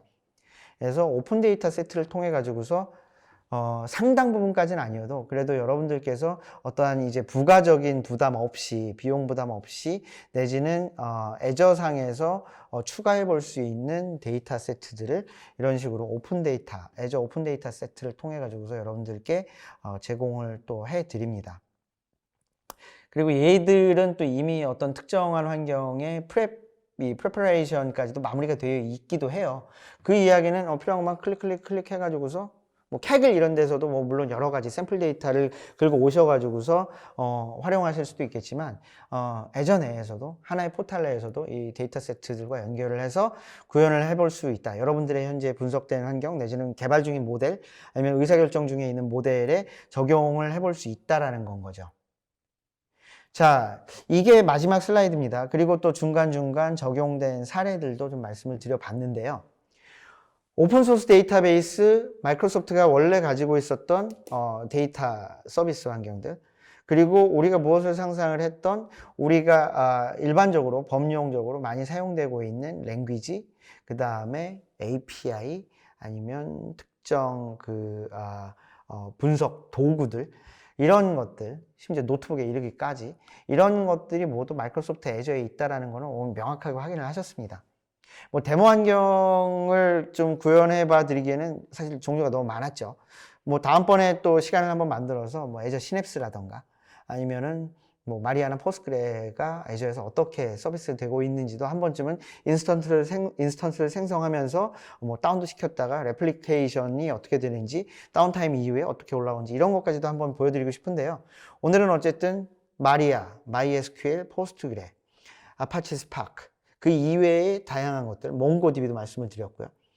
하둡도 뭐 일부 말씀을 드렸고, 이러한 것들이 모두 다 제공되고 서비스되고 있고, 그것은 오픈소스 있는 그대로 제공이 되고 있다라는 것 말씀을 드렸기 때문에 어떤 선택의 폭을 고민하실 필요 없이 네이티브하게 여러분들이 로컬 환경에서 아니면 뭐 이기종 환경에서 운영을 하셨다라면 그걸 그대로 퍼올 수 있고 그래서 애저에서 안착시켜서 사용을 할 수 있다 라는 정도는 분명히 이해를 하셨을 거라고 기대하고요. 또 그것을 옮겨가는 데 있어서 크게 골치 썩을 일이 없다. 애저 데이터 브릭스가 뭐 ETL, 뭐 ELT 뭐 이런 것들 또 그대로 해준다. 심지어 옮겨가면서 파일 변환, 포맷 변환, 그 다음에 뭐 스키마에 대한 구조적인 정의 그대로 이식해서 옮겨갈 수 있게 한다. 이런 측면에서 보게 되면은 여러분들은 어쩜 마이크로소프트 애저를 특히 데이터 서비스를 운영하는 데 있어서 다시 한번 굉장히 괜찮은데 쉬울 수 있겠는데 그래서 최종적으로 AutoML까지 구축하는 데 있어서 누구라도 이제 인공지능에 접근하기 쉬운 이 요소까지로 보신다면 여러분들은 어쩌면 좀 더 유연하고 아니면 효과적으로 시간을 사용을 하실 수 있게 되지 않을까 싶은 생각이 듭니다. 뭐 좀 급한 듯 급하지 않은 듯 여러 가지 제품과 서비스를 한번 살펴봤는데요. 말씀드린 대로 다음번에 또 만나뵐 수 있는 기회를 마련을 해서 다음번에 조금 더 손에 잡히는 그리고 실제 어떻게 동작하는지를 눈으로 볼 수 있는 시간으로 한번 꾸려볼 수 있도록 하겠습니다. 건강 계속 조심하시고요. 다음번 시간에는 마스크를 좀 벗고 여러분들과 직접 대면할 수 있는 시간을 거듭 조심스럽게 기대해 봅니다. 여러분 감사합니다.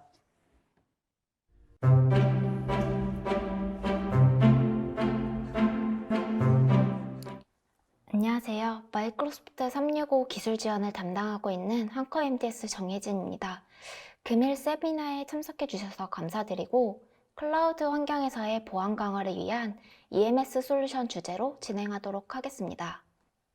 목차로는 마이크로소프트 365 제품의 소개, 마이크로소프트 365 제품을 보안적으로 강화시키기 위한 제품인 EMS 소개, 보안 솔루션인 EMS를 통해 어떻게 제로 트러스트로 활용할 수 있는지에 대해 순차적으로 말씀드리도록 하겠습니다.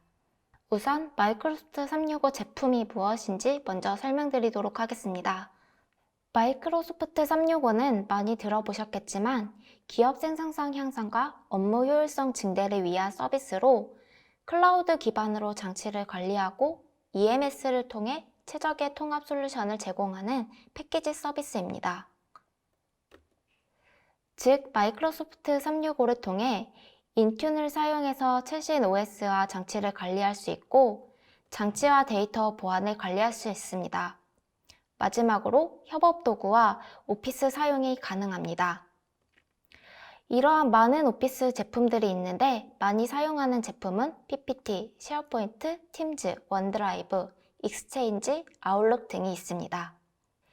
M365를 도입하게 되면 관리자에게 어드민 계정이 할당되고 해당 계정을 통해 M365 관리센터로 진입이 가능합니다. 이러한 관리센터에서는 사용자, 그룹, 리소스 등을 생성할 수 있으며 서비스의 상태도 한눈에 볼 수 있고 보고서 생성도 가능합니다. 즉, 사용자의 그룹 및 암호 관리, 전자메일 및 일정 관리, 도메인 관리, 데이터 및 서비스 관리, 구독 및 청구 관리, 조직 보호, 장치 및 앱 데이터 관리, 이러한 수많은 기능들을 관리하고 제어할 수 있습니다. 다음은 앞서 설명드린 클라우드 기반의 윈도우 오피스인 마이크로소프트 제품을 보안적으로 강화시키기 위한 제품인 EMS에 대해 소개드리겠습니다. 이 EMS 솔루션 또한 마이크로소프트 365 제품 중에 하나이죠. EMS는 M365 제품의 보안 기능 강화를 위한 솔루션입니다. EMS는 엔터프라이즈 모빌리티 시큐리티의 약자로 해당 솔루션에서는 애저 AD나 마이크로소프트 엔더포인트 컨피그레이션 매니저, 인튠, AIP로 불리는 애저 인포메이션 프로텍션 등이 있습니다. 보이시는 것과 같이 엄청 다양한 기능들이 존재하는데 해당 기능들은 액세스 관리 및 보호, 암호화를 위해 사용하는 기능입니다. 해당 기능들에 대해서는 뒤에서 설명드리도록 하겠습니다. EMS 솔루션을 도입하게 되면 EMS 안에 애저 액티브 디렉토리를 통해 다단계 인증, 조건부 액세스 등을 통해 사용자의 아이디 보안 강화를 할 수 있고 또 EMS 안에 인튠이라는 단말 관리 솔루션을 통해 회사에서 지급한 디바이스인지 개인의 디바이스인지 어떤 OS를 사용하는지 어떤 APP가 설치되어 있어서 해당 OS나 APP에 취약점은 없는지, 멀웨어에 감염되어 있지 않은 등 모든 모니터링과 대응이 이루어질 수 있도록 지원되고 있습니다. 또한 EMS 안에 AIP를 통해서 문서 레이블 및 권한을 주는 작업을 해서 권한이 없으면 열람 및 수정이 불가능하고, 더 나아가 AIP 적용한 문서에 대해 문서 추적과 권한 회수가 가능합니다. 또한 Defender for Identity Advanced Threat Analysis를 통해 지능적으로 보안에 대해 감지하고 고급화되어 있는 사이버 공격 및 위협으로부터의 클라우드 앱을 보완합니다. 그림을 보고 EMS의 전반적인 내용에 대해 다시 정리해드리면, Azure Active Directory는 클라우드 앱의 인증하기 통합 인증된 체계로 SSO나 MFA를 통해 사용자의 계정 및 앱에 대한 액세스를 관리합니다. 또한 Advanced Threat Analysis를 통해 사전의 위협을 감지하고 모니터링할 수 있으며, Information Protection이라는 AIP를 통해 데이터를 항시 보호하고, 클라우드 앱 시큐리티라는 CAS를 통해 엔터프라이즈급 보안을 고객의 클라우드 SaaS 앱으로 확장합니다. 마지막으로 인튠을 통해 사용자의 디바이스, 앱 보호 및 관리가 가능합니다. EMS의 각각의 제품에 대해 간략히만 더 말씀드리면, Azure AD는 큰 테넌트의 경계로 오브젝트들의 관리자 역할을 하고 서비스 앱 등을 관리 및 제어할 수 있습니다. 또한 if된 문구로 조건부 액세스를 통해 조직 정책이 가능합니다. 즉, 사용자의 위치, 디바이스의 상태, 또 접속하고자 하는 앱 혹은 접속하고자 하는 데이터가 무엇이냐에 따라 조건부 액세스를 주어 서로 다른 인증 체계를 정책을 통해 이루어집니다.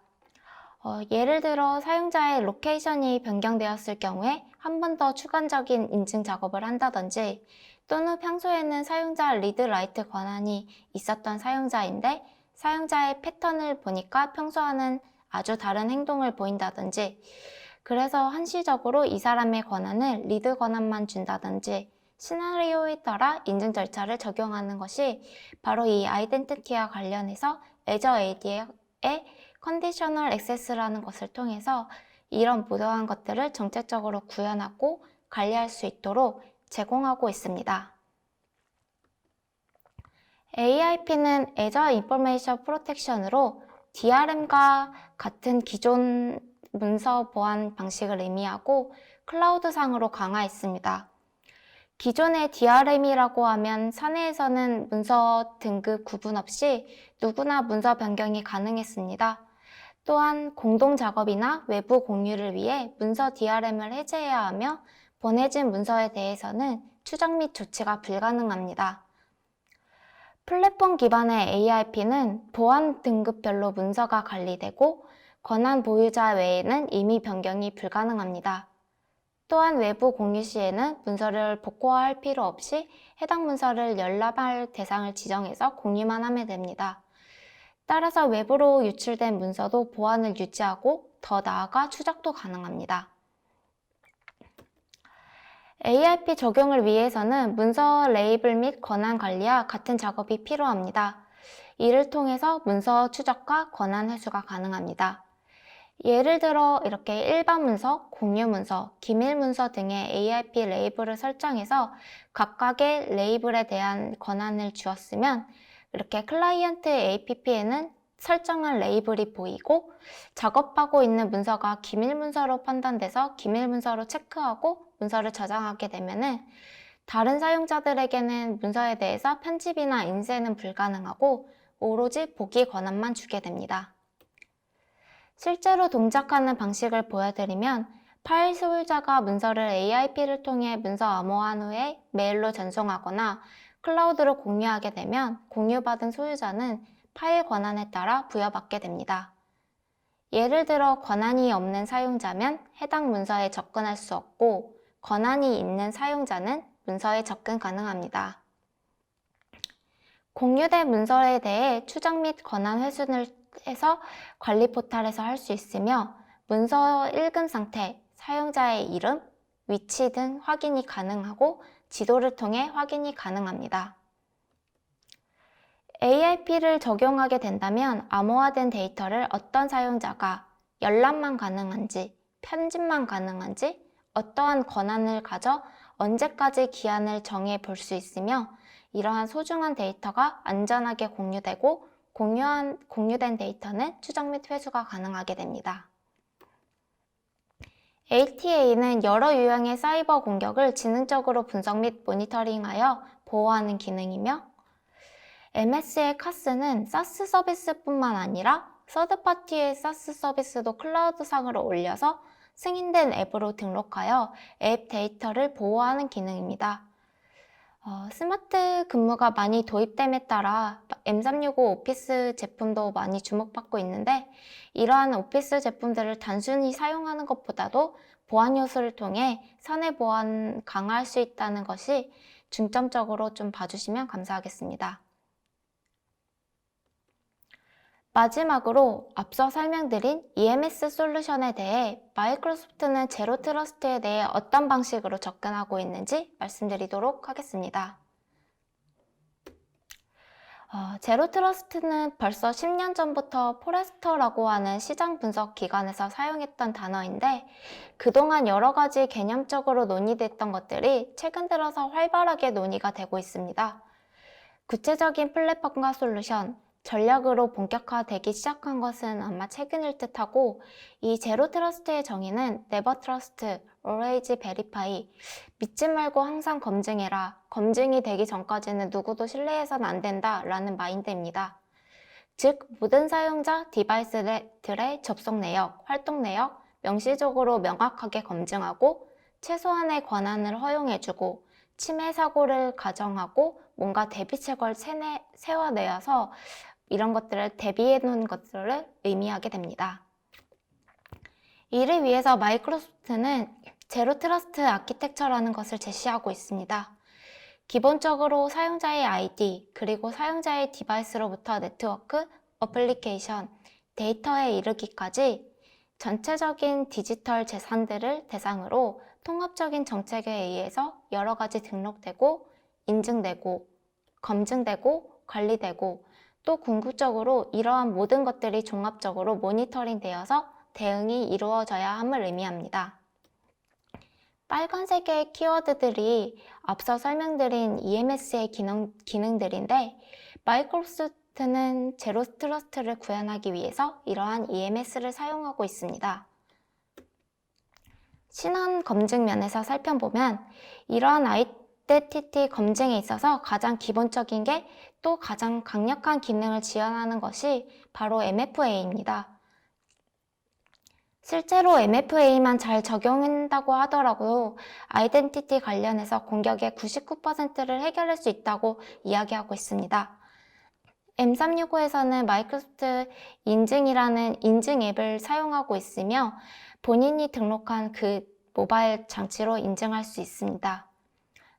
또한 싱글 사이온 SSO를 통해 매번 시스템에 접속할 때마다 서로 다른 아이디와 패스워드를 사용하는 것이 아니라 통합된 아이디 체계에서 한 번의 인증으로 여러 관련 시스템을 이용할 수 있게 해줍니다.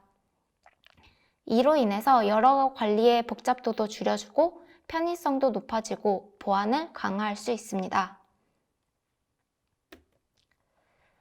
두 번째는 디바이스 면에서 살펴보면 결국 사용자의 아이디는 결국 디바이스를 통해서 인증받고 또 필요한 여러 가지 어플리케이션이나 데이터에 접속을 하게 되는데요. 이들에 대한 상태를 모니터링하고 여러 규정에 맞게 이용되도록 하는 것이 중요합니다.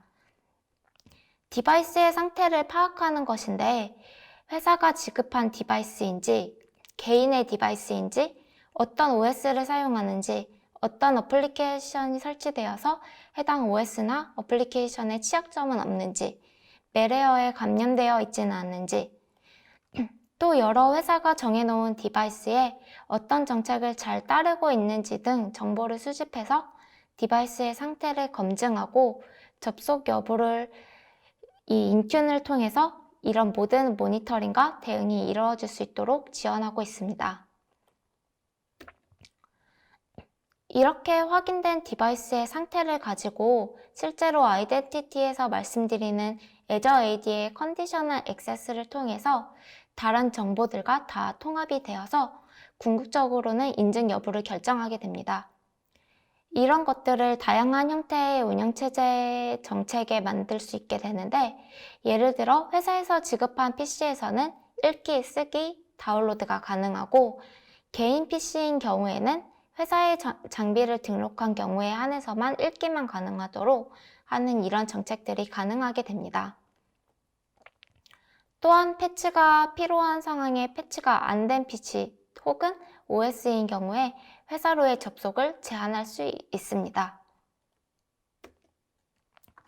어떤 사용자가 어떤 디바이스를 통해서 접속하는데 어떤 정책을 가져갈 것인지 주어졌다면 그 다음은 어떤 어플리케이션을 사용하고 있는가입니다.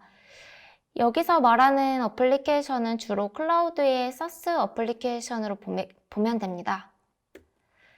실제로 재택근무가 늘어나다 보니 협업을 위한 여러 가지 도구가 도입되고 있는데, 특히 생산성이나 효과 측면에서 봤을 때 기존 온프레미스 앱보다는 아마 클라우드 앱을 사용하는 것이 훨씬 유리하고 편리합니다.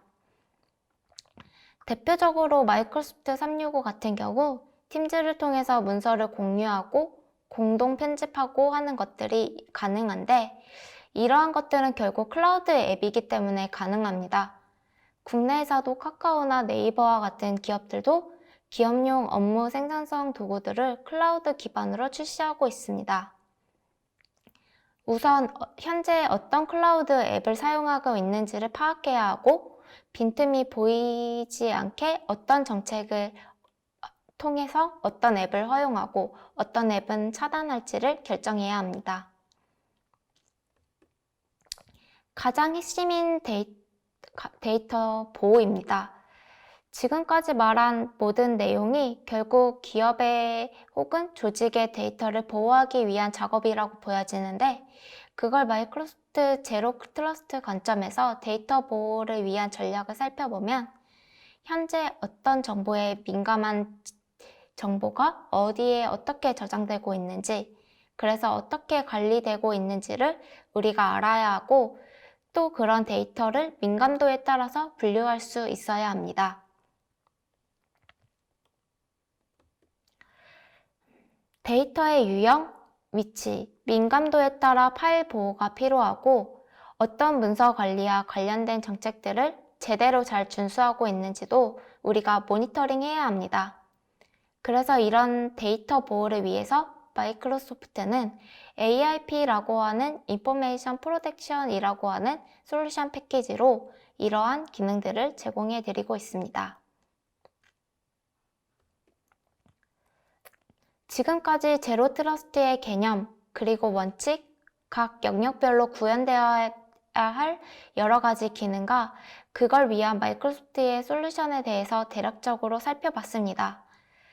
다시 한번 요약하자면 아이덴티티와 디바이스를 위한 전반적인 액세스 매니지먼트, 그리고 데이터 보호 관점에서의 인포메이션 프로텍션, 그리고 클라우드 앱 보안, 마지막으로 전체적인 가시성 대응을 위한 스레드 프로텍션 4가지로 볼 수 있습니다.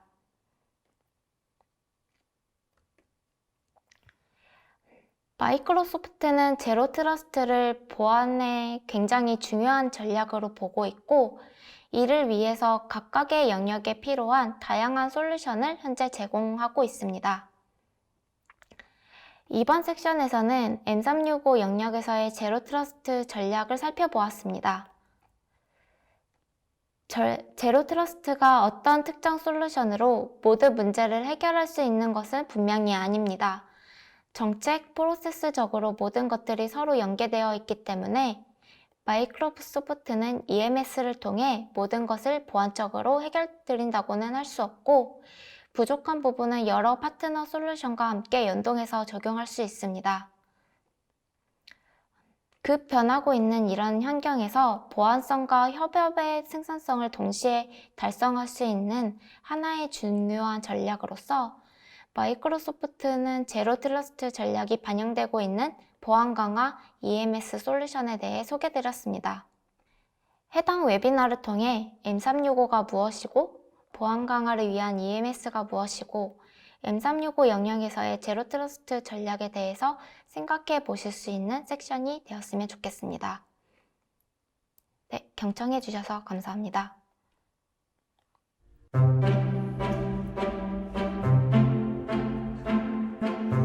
안녕하세요. 저는 마이크로소프트의 오일석입니다.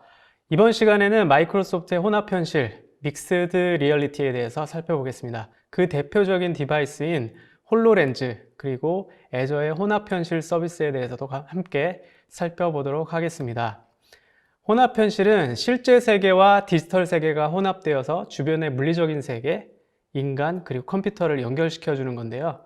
이런 혼합 현실의 구현은 컴퓨터 비전이나 그래픽 처리 능력, 디스플레이 기술, 그리고 입력 시스템의 발전에 기반을 하고 있습니다. 마이크로소프트의 믹스드 리얼리티, MR에서 대표적인 기기인 홀로렌즈가 있고요. 현재 홀로렌즈 2가 한국에도 정식 출시가 되어 있는 상황입니다. 네, 홀로렌즈 2 그리고 믹스드 리얼리티를 어디에 쓸까? 주요 시나리오가 있거든요. 물론 게임이나 멋있는 컨텐츠를 보여주는 용도도 있겠지만 비즈니스 차원에서는 아래 4가지가 아주 대표적인 시나리오입니다. 첫 번째는 이제 원격 지원. 숙련자와 화성통을 연결해서 현장과 숙련자의 직접적인 연결을 통해서 지원을 받는, 그리고 어떤 공장에 신입사원이 들어왔다면 그 훈련과 교육에 활용하는 방법, 그리고 새로운 제품을 개발을 할 때 시뮬레이션을 만들어내는 그런 방법, 그리고 또 그 실시간 데이터를 모아서 데이터를 시각화해서 실제 공간의 데이터를 보여줌으로써 더 효율적인 데이터 시각화를 하는 방법, 이런 것들이 주요 시나리오 중에 하나입니다. 그래서 마이크로소프트는 홀로렌즈라는 디바이스부터 시작을 해서 다이나믹 365라는 애플리케이션, 미리 만들어 놓은 애플리케이션, 그리고 애저의 여러 가지 AI 서비스, 그리고 혼합 현실 전용 서비스들을 다 혼합을 해서 엔드투엔드로 서비스를 제공할 노력을 하고 있습니다. 그래서 여러분들이 가장 흥미로워 하실 부분인 홀로렌즈 2에 대한 디바이스에 대한 내용부터 먼저 살펴보도록 하겠습니다. 현존하는 가장 몰입도가 높고 편안한 혼합 현실 디바이스. 네. 영상을 먼저 보시도록 하겠습니다.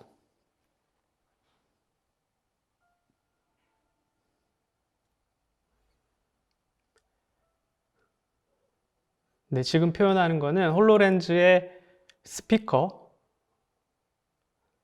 그리고 가장 핵심적인 부분인 디스플레이 부분을 멋있는 동영상으로 만들어낸 예고요. 홀로렌즈 1이 있었는데 홀로렌즈 2는 훨씬 더 편안한 착용감을 보여주고 있고 시야도 훨씬 더 넓어졌습니다. 그래서 안경 같은 부분이 있고 홀로렌즈 1보다 훨씬 편안한 착용감을 느낄 수 있습니다. 그래서 핸드 트래킹을 이용을 해서 가상의 오브젝트랑 인터랙션을 하고, 네, 실제 사물인 저런 것들도 함께 인터랙션을 할 수가 있습니다. 의료 분야에서도 이렇게 손을 안 대고 하는 것이기 때문에 활용도가 좀 있겠죠.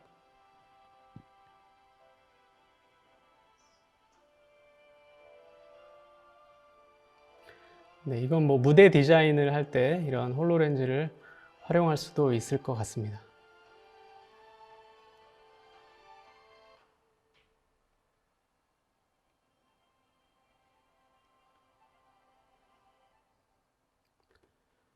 네, 하나하나 하드웨어부터 살펴보면요. 뒤쪽에 우선 배터리가 뒤쪽에 있고, 뒤쪽에 또 와이파이 모듈이 있고, USB-C 타입 포트가 있어서 충전을 할 수가 있고요. 옆쪽에는 이제 밝기 조절 버튼, 그리고 볼륨 버튼이 나와 있고, 스피커도 옆쪽에 있습니다. 앞쪽에는 이제 안경같이 생긴 부분을 이제 바이저라고 하는데요. 그 바이저가 2에서는 위로 올라갔다 내려갔다 하거든요. 그리고 앞쪽에는 마이크 어레이가 있고 가장 중요한 센서와 디스플레이가 위치하고 있습니다. 네, 디스플레이를 살펴보면요. 이 디스플레이 이름이 레이저 스캐닝 멤스 디스플레이라고 하는데요. 밝고 해상도가 높고 그런 디스플레이를 구현하는 동시에 무게나 크기도 줄인 그런 디스플레이라고 합니다. 그리고 가장 핵심적인 부품 중에 하나가 센서입니다. 4세대 키넥트 센서가 적용이 돼서 핸드 트래킹과 공간 매핑을 구현을 할 수가 있습니다. 방금 말씀드린 공간 매핑이라는 것은 스페이셜 매핑, 그래서 내장된 키넥트 센서를 이용을 해서 물리 공간의 표면을 메쉬로 인식하는 공간 매핑입니다. 공간을 인식해서 이제 디지털 컨텐츠를 거기에 위치시키고 인터랙션을 할 수가 있는 거죠. 또한 이제 핸드 트래킹이 핵심적인 건데요. 홀로그램을 터치할 수 있고 자연스럽게 돌리거나 사이즈를 조절하거나 손으로 직접 인터랙션을 할 수 있는 게 홀로렌즈 2의 아주 큰 장점입니다. 또한 홀로렌즈도 윈도우즈 10 PC거든요. PC라고 할 수는 없죠. 윈도우즈 10 디바이스거든요. 그래서 로그인할 때 아이디 패스워드를 입력하는 게 아니고 윈도우즈 헬로우를 이용을 해서 로그인을 하고 아이 트래킹으로 사용자가 쳐다보는 곳을 이제 트래킹을 하여 인터랙션을 할 수가 있는데요. 이렇게 핸드 트래킹과 아이 트래킹을 이용을 해서 인터랙션이 가능합니다. 또한 오디오 인풋도 있거든요. 그래서 음성 인식을 이용을 해서 명령을 또한 줄 수가 있습니다. 네, 이런 홀로렌즈 2를 이용을 해서 뭔가를 만들어내야 되잖아요. 이제 애플리케이션을 개발을 해야 되는데 그 애플리케이션 개발의 가장 기본적인 플랫폼은 여기 보시는 것처럼 유니티입니다. 네, 유니티와 동시에 언리얼도 지원을 하고 있고요. 또 재밌는 것은 AR, MR 플랫폼과 장치에 접근하기 위한 개방형 표준이 하나 있습니다. 오픈XR이라는 그 오픈XR도 함께 지원을 합니다. 근데 이런 유니티나 이런 플랫폼들을 이용을 해서 처음부터 바닥부터 하나하나 만들어야 되는 게 아니고 MRTK라고 믹스드 리얼리티 디벨롭먼트 킷이라는 툴킷이 하나 제공이 됩니다. 현재 버전 2로 나와 있고요. 이 툴킷을 이용하면 이런 것들이 기본적으로 제공합니다. 가장 기본적인 버튼 기본적인 거지만 사실 만들려면 쉽지 않죠. 버튼, 그리고 핸드 터치 인터랙션, 슬라이드 바, 그리고 핸드 메쉬가 손을 똑같이 표현한 핸드 메쉬, 핸드 조인트 이런 것들이 다 지금 준비가 되어 있고요. 그 손으로 잡고 돌리고 움직이는 이런 인터랙션이 다 미리 구현이 되어 있습니다. 네. 그리고 속을 이렇게 쳐다볼 수 있는 이런 UI도 있고요. 바운딩 박스 당연히 제공을 하고 있습니다. 그리고 스크롤링도 손으로 스크롤링 하는 방식을 미리 고민을 해서 얘는 핸드레이로 인터랙션을 할 수가 있고요. 다국어 키보드 지원을 하고 있습니다. 그리고 메뉴, 손바닥을 펴면 나오는 메뉴, 그리고 태깅, 어떤 물체에 점을 찍어서 설명을 하는 태깅, 그리고 여러 가지 쉐이더, 그리고 메뉴, 니어 메뉴, 가까이 메뉴가 따라다니는 그런 인터랙션, 그리고 내 주변에 이제 메뉴가 쫙 펼쳐지게 할 수 있는 이런 표현 방법, 이런 것들이 다 MRTK에서 제공을 하고 있고요.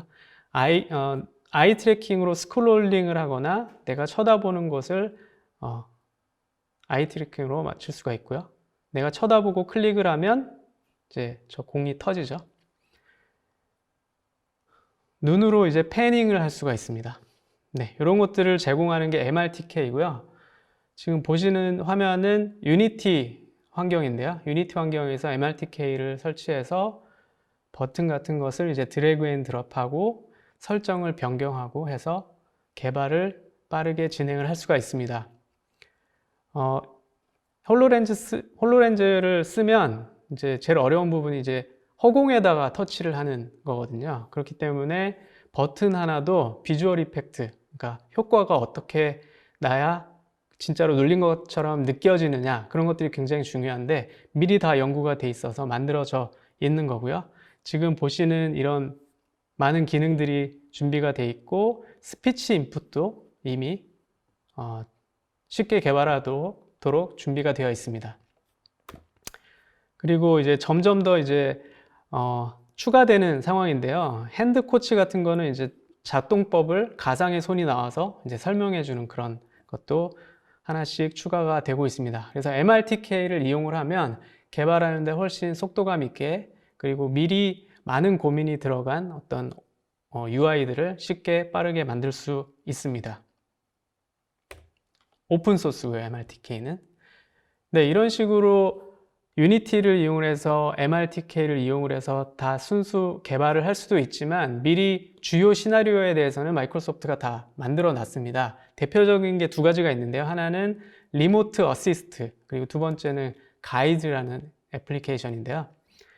네, 리모트 어시스트는 이 영상을 보면서 한번 확인을 해 보도록 하겠습니다. 영상을 보면 이제 공장 환경이고, 매니저한테 뭔가 잘못됐다는 알람이 오죠. 그 매니저가 문제가 된 그곳으로 가서 이제 작업자와 얘기를 하고 이 기기를 고쳐야 되는 상황 같습니다. 네. 근데 이 매니저도 이 기기를 고칠 수 있는 실력이 안 됐나 봅니다. 그래서 핸드폰을 켜서 마이크로소프트 다이나믹 365 리모트 어시스트를 실행을 합니다. 그래서 핸드폰으로 영상 통화를 하면서 숙련자에게 지금 상황을 실시간으로 보여주면서 작업 지시를 받을 수가 있죠. 이런 애플리케이션입니다.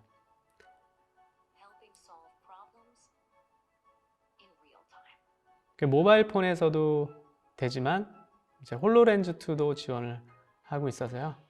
홀로렌즈 2를 쓰면 좀 더 새로운 경험을 이용을 해서 숙련자에게 이제 작업 지시를 받을 수가 있습니다. 네. 화상 통화를 연결을 하고요. 그리고 이 숙련자가 관련 데이터를 공유를 하거나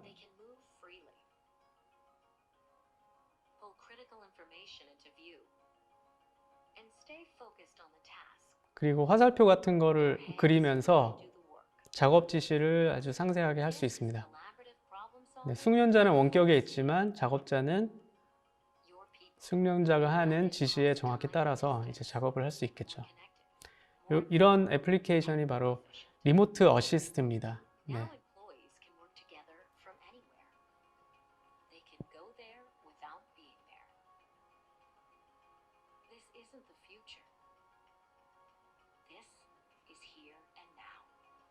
네, 당장 사용할 수 있는 그런 준비된 애플리케이션이고요. 그 다음에 이제 가이드는 전문가가 어떤 교육 프로그램이나 훈련을 위해서 이런 식으로 저작 툴을 이용을 해서 저작을 합니다. 지금 엔진을 설명하는 장면 같은데요. 엔진에 화살표 같은 걸 넣고 그 화살표를 어떻게 이용을 해서 어떻게 움직이고 뭐 어떤 공구를 써야 되고 공구의 위치는 어디에 있고 이런 것들을 저작 툴을 이용을 해서 만들어낼 수가 있거든요.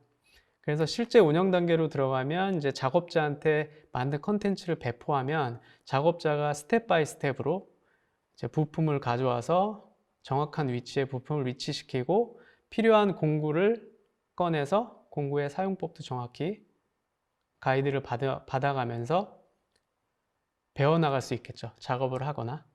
네.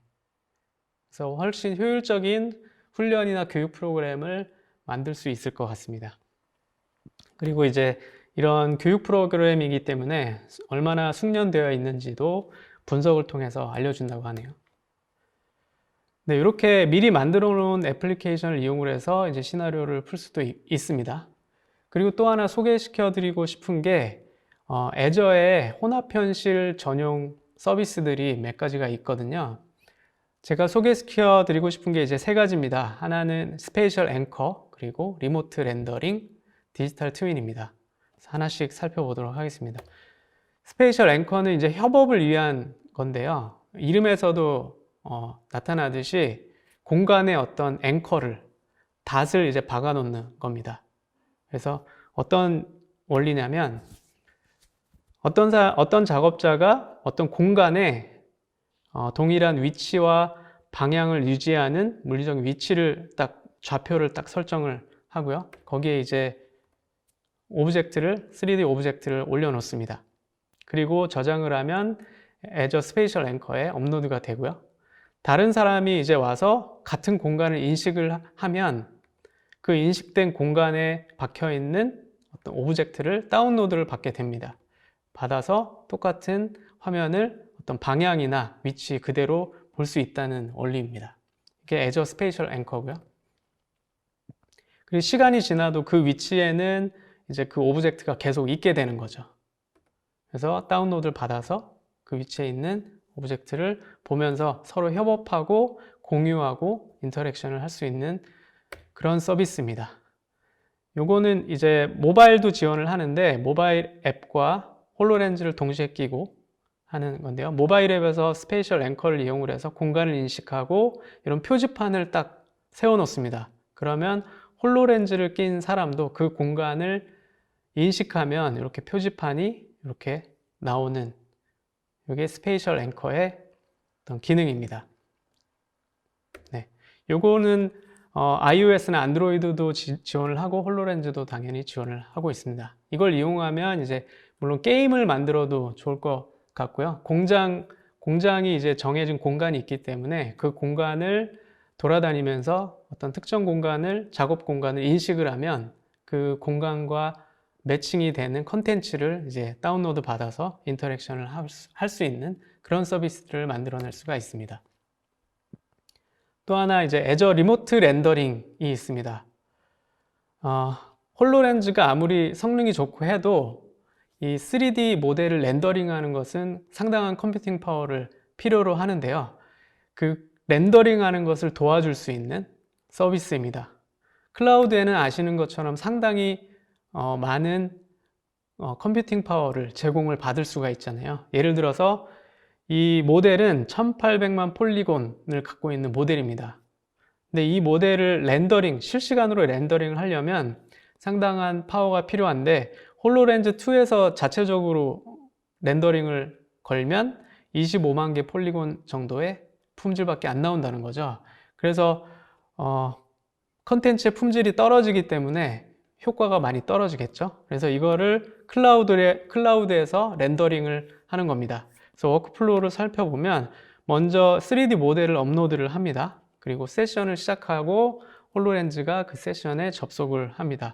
접속을 하면은 서버가 그 3D 오브젝트를 실시간으로 계속 렌더링을 하면서 비디오 스트림을 내려줍니다. 마치 유튜브처럼 스트림을 계속 내려주거든요. 그리고 이 사용자는 인터랙션을 하게 되죠. 오브젝트랑 인터랙션을 하고 확대도 하고 축소도 하고 돌리기도 할 텐데 그런 것들에 대한 정보도 계속 애저 리모트 렌더링 서비스로 업로드를 해서 렌더링을 계속 바꿔가면서 스트림을 보내주는 겁니다. 그래서 애플리케이션은 렌더링을 하는 게 아니고 비디오 스트림을 이제 잘 매핑해서 보여주는 역할을 하게 되죠. 이게 이제 애저 리모트 렌더링 서비스입니다. 그래서 실제로 보면은 이 엔진은 상당히 고품질의 3D 모델인데 이 렌더링 자체를 컴퓨팅 파워가 충분한 클라우드에서 렌더링을 하고 이제 비디오 스트림을 이렇게 다운로드를 해주는 겁니다. 근데 되게 자연스럽죠? 그래서 이런 인터랙션도 할 수가 있고요. 인터랙션을 하면 그게 서비스에 올라가서 다시 렌더링이 바뀌어서 내려온다는 원리입니다. 그래서 이렇게 되면은 굉장히 자세한 모델을 이제 볼 수가 있기 때문에 뭐 뚜껑을 열고 내부 부품들을 상세하게 쳐다볼 수가 있고 부품을 뜯어가지고 이제 구조도 파악할 수 있고 그런 애플리케이션을 만들어낼 수가 있는 거죠.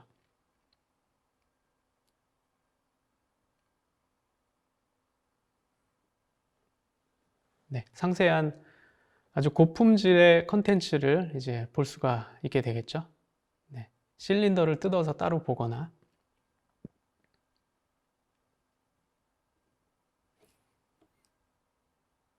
네, 이 렌더링 말고도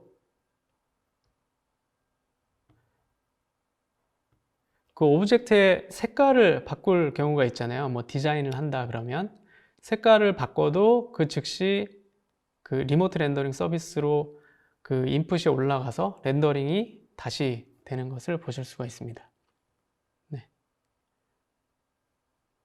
그리고 이제 재밌는 기능이 컷 플레인이라고 이제 잘라주는 거죠. 모델을 잘라서 내부 구조를 상세하게 볼 수 있는 이런 것들을 제공하는 서비스가 Azure 리모트 렌더링 서비스입니다. 네, 그리고 마지막으로 소개시켜 드릴 서비스는 이제 Azure 디지털 트윈인데요. 저는 사실 IoT 팀이거든요. IoT와 MR이 찰떡궁합으로 여러 가지 시나리오를 대응하고 애플리케이션을 만들 수 있다고 생각을 하는데요. 저희 팀에서 이제 저희 파트너 팀과 협업을 해서 POC를 한 게 있습니다. 그 구조를 한번 설명을 해 드리겠습니다. 그래서 애저에는 IoT 허브라는 게이트웨이가 있고 그 게이트웨이로 여러 디바이스에서 생성된 센서 데이터들이 IoT 허브로 모입니다. 그 모인 실시간 데이터를 애저 디지털 트윈으로 직접 넣어 주거든요. 애저 디지털 트윈은 실세계를 이렇게 반영한 모델을 갖고 있습니다. 예를 들어서 빌딩에 1층, 2층, 3층, 4층 구조가 있고 1층에는 방이 3개가 있는데 방 이름이 어떻고 1층 첫 번째 방에는 온도 센서가 있고 이제 습도 센서가 있다. 이런 식의 구조를 이제 그려서 만들어 넣어 줄 수가 있거든요. 그 센서 데이터가 IoT 허브로 들어오면 그 센서 데이터를 실시간으로 계속 업데이트를 해주는 겁니다. 그럼 센서 데이터는 온도 25.1도, 섭씨 25.1도를 나타내지만 그 센서가 위치해 있는 룸 그리고 층, 빌딩이 있기 때문에 이 하이라키 구조 안에서 좀 더 풍부한 데이터를 만들어낼 수가 있거든요. 그래서 홀로렌즈는 아주 단순하게 이 애저 디지털 트윈에 쿼리를 해서 데이터를 갖고 오거나 아니면 흘러다니는 데이터를 받아가지고 표시해주는 역할만 하면 됩니다. 그래서 애저 디지털 트윈은 이제 현실 세계를 모델링을 해서 지금 얘처럼 빌딩, 방, 그리고 어떤 센서, 장비 이런 것들을 모델링해서 넣어 놓고요. 이런 그 모델 간의 릴레이션십을 다 맺어줍니다. 그렇게 해서 만든 모델에 실시간 데이터를 흘려 보내주면 이제 그 애저 디지털 트윈은 실시간 데이터와 실제 현실 세계의 모델을 갖고 있기 때문에 트윈처럼 쌍둥이처럼 그대로 현실 세계를 반영하는 그런 디지털 트윈을 만들 수가 있습니다. 그래서 홀로렌즈는 여기에 쿼리를 하고 데이터를 여기서 받아서 표시해주는 역할만 하면 됩니다. 이 POC의 결과 영상인데요. 애플리케이션을 만든 거고 이제 애플리케이션을 실행을 하면 이제 빌딩이 나옵니다. 근데 유니티로 개발을 했고 빌딩이 나오면 빌딩의 모습을 볼 수가 있고요. 우리가 원하는 거는 이제 빌딩의 각 룸이나 층마다의 데이터를 보고 싶어 하는 거거든요. 그래서 어떤 특정 층을 선택하면 그 층이 이제 확대가 되고 방을 선택하면 그 방이 확대가 돼서 실시간 데이터를 받아가지고 이제 표시를 해주고 있는 예입니다. 그래서 이렇게 하면 IoT와 혼합 현실 그리고 홀로렌즈가 이제 같이 혼합이 돼서 애플리케이션을 빠르게 만들 수가 있었습니다. 그래서 이 좋은 사례이기 때문에 이런 시나리오를 준비하고 계신다면 연락을 주시면 도움을 드리도록 하겠습니다. 네. 이거 외에도 이제 국내에서 몇 가지 사례가 있는데요. 이제 충북 테크노파크에서 했던 사례인데 실제 가스관이 연결된 실제 파이프라인에 홀로렌즈와 이제 디지털 컨텐츠를 결합을 해서 이렇게 이 파이프 두 가지 그런 어떤 용액이 섞이는 그런 시나리오도 대응을 해봤고 여기에서 사람이 홀로렌즈를 이용을 해서 밸브를 잠그면 실제로 IoT 디바이스까지 명령이 가서 밸브를 잠그는 그런 것까지 POC가 진행이 되었습니다. 그래서 기술이나 어떤 애저 클라우드에 있는 서비스들이 다 준비가 되어 있기 때문에 시나리오만 잘 짜고 홀로렌즈 애플리케이션만 잘 짜면 훌륭한 서비스를 만들어낼 수가 있습니다. 네, 그래서 홀로렌즈2는 많은 파트너들이 이미 준비가 되어 있거든요. 여기에는 이제 개발 파트너도 있고 이제 해외 파트너도 있는데 이런 파트너들과 함께 이제 작업을 하실 수가 있습니다. 네, 여기까지 설명을 드렸고요. 홀로렌즈 2 그리고 마이크로소프트의 혼합 현실을 이용을 해서 그리고 특히 IoT 실시간 데이터를 결합을 하면 새로운 솔루션이나 애플리케이션을 개발할 수 있습니다. 그런 시나리오를 갖고 계신 분은 연락을 주시면 도움을 드리도록 하겠습니다. 지금까지 마이크로소프트의 오일석이었습니다. 감사합니다.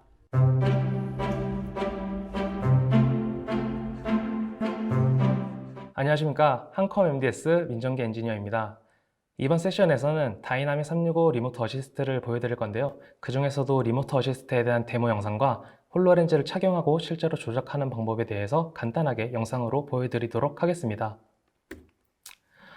제가 준비한 목차는 간단하게 리모트 어시스트에 대한 오버뷰와 데모 영상으로 나누었습니다.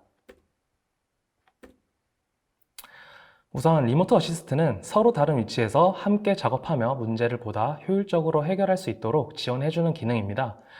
홀로렌즈 2부터는 리모트 어시스트 앱이 기본적으로 설치가 되어 있습니다.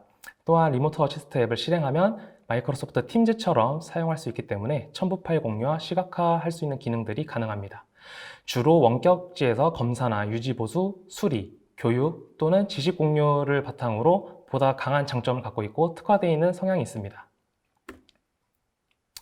그 중에서도 더 장점들이 있는데 세 가지로 크게 축약을 하자면 첫 번째로는 실시간 화면 공유로 시간 비용이 절약을 가능하기 때문에 실시간 처리에 가능합니다. 또한 중요한 정보와 복잡하고 상세한 지시를 시각화할 수 있는 비디오나 스크린샷, 주석 등의 기능을 제공을 합니다. 그리고 필드 서비스 연동이 가능하고 음성 지원이 가능하기 때문에 핸즈프리 환경을 제공합니다. 따라서 업무에 대한 효율성과 품질 향상에 높은 기반을 마련하고 있습니다. 이제 바로 데모 영상을 보여드릴 건데요. 데모 영상을 보여드리기에 앞서 간단하게 데모 내용을 설명드리자면 블루 파이러티 미니라는 장비가 있는데 그 장비는 차량용 통신 데이터 로깅 솔루션 장비입니다. 이 장비를 이제 인터페이스 하기 위해 홀로렌즈와 리모트 어시스트를 통한 지원을 받도록 하겠습니다. 영상을 보여드리기에 앞서 홀로렌즈를 제가 직접 착용하고 제가 보는 화면과 제가 움직이는 화면이 그대로 보여드려지는 거기 때문에 다소 화면이 흔들리는 점이 있더라도 그 부분은 양해 부탁드리겠습니다. 그러면 바로 영상 보도록 하겠습니다. 네, 안녕하십니까. 한컴 MDS 민정기 대리입니다. 이번 세션에서는 홀로렌즈를 직접 착용하고 홀로렌즈 환경이 어떻게 되어 있는지 직접 시연해 보도록 하겠습니다.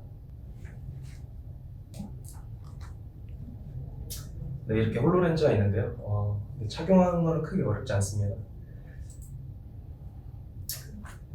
보여드릴 화면이 이제 홀로렌즈에서 로그인을 할 수 있는 화면이고요.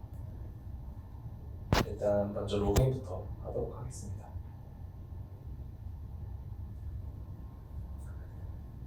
지금 이제 시스템상에서 음량이 낮기 때문에 이제 이렇게 음량을 조절도 할 수가 있고요. 화면 밝기 같은 경우에도 버튼 같은 걸 클릭해서 제가 직접 다 조율을 할 수가 있습니다. 그리고 이제 보여지는 화면이 이제 제 시작 화면인데 이제 이렇게 보면은 그 윈도우 화면처럼 UI가 이렇게 앱을 다 볼 수 있는 그런 기본적인 기능들이 있습니다. 이렇게 보면 설정, 사진 탭, 이런 탐색기 탭도 있고요. 일단 제가 여기서 조금 보여드릴 내용은 일단 3D 뷰어라는 기본 앱입니다. 이 3D 뷰어라는 앱을 통해서 볼 수 있는 거는 일단 홀로렌즈 상에서 3D 객체들이 어떻게 움직이고 조작하고 또 활용을 할 수 있는지 그런 부분들을 좀 볼 수가 있고요. 네, 간단하게 하나 이제 예를 들어서 보면은 이제 실행 박스를 실행하고 이제 코끼리가 있는데 이 코끼리가 껑충껑충 뛰어다니는 거를 좀 볼 수가 있습니다. 그래서 이런 환경을 붙잡고 제가 마음대로 놔둬서 옮겨도 되고 제가 보여드릴 앱은 여기 MRTK Example Hub라는 앱이 있습니다. 이 앱을 실행을 한번 해보도록 하겠습니다.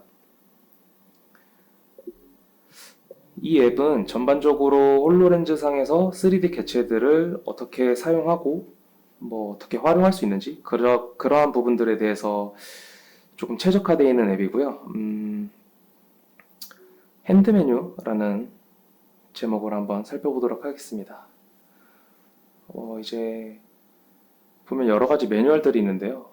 이제 이런 거 하나씩 클릭을 해서 그냥 조작을 할 수 있는 방법들이 있고요.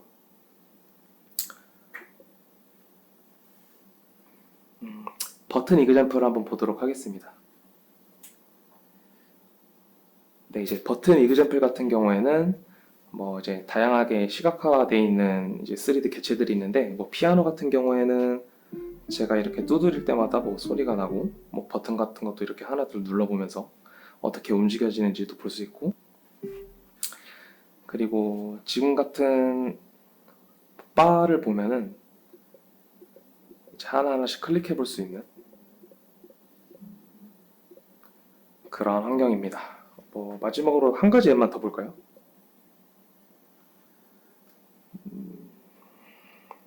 스크롤링 오브젝트라는 앱을 보겠습니다.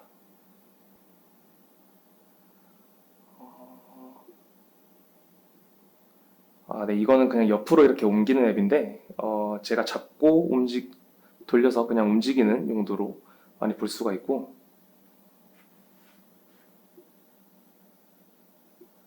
네, 이거는 위아래로 터치를 해서 움직이는 그런 앱이네요.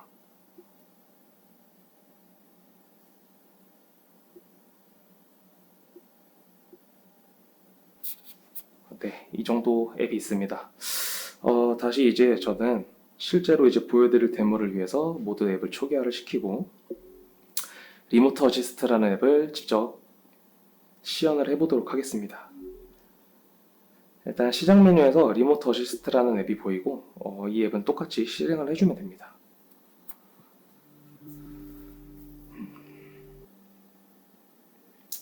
네, 이제 리모트 어시스트가 실행이 됐다라는 화면이 탭에 보이고요.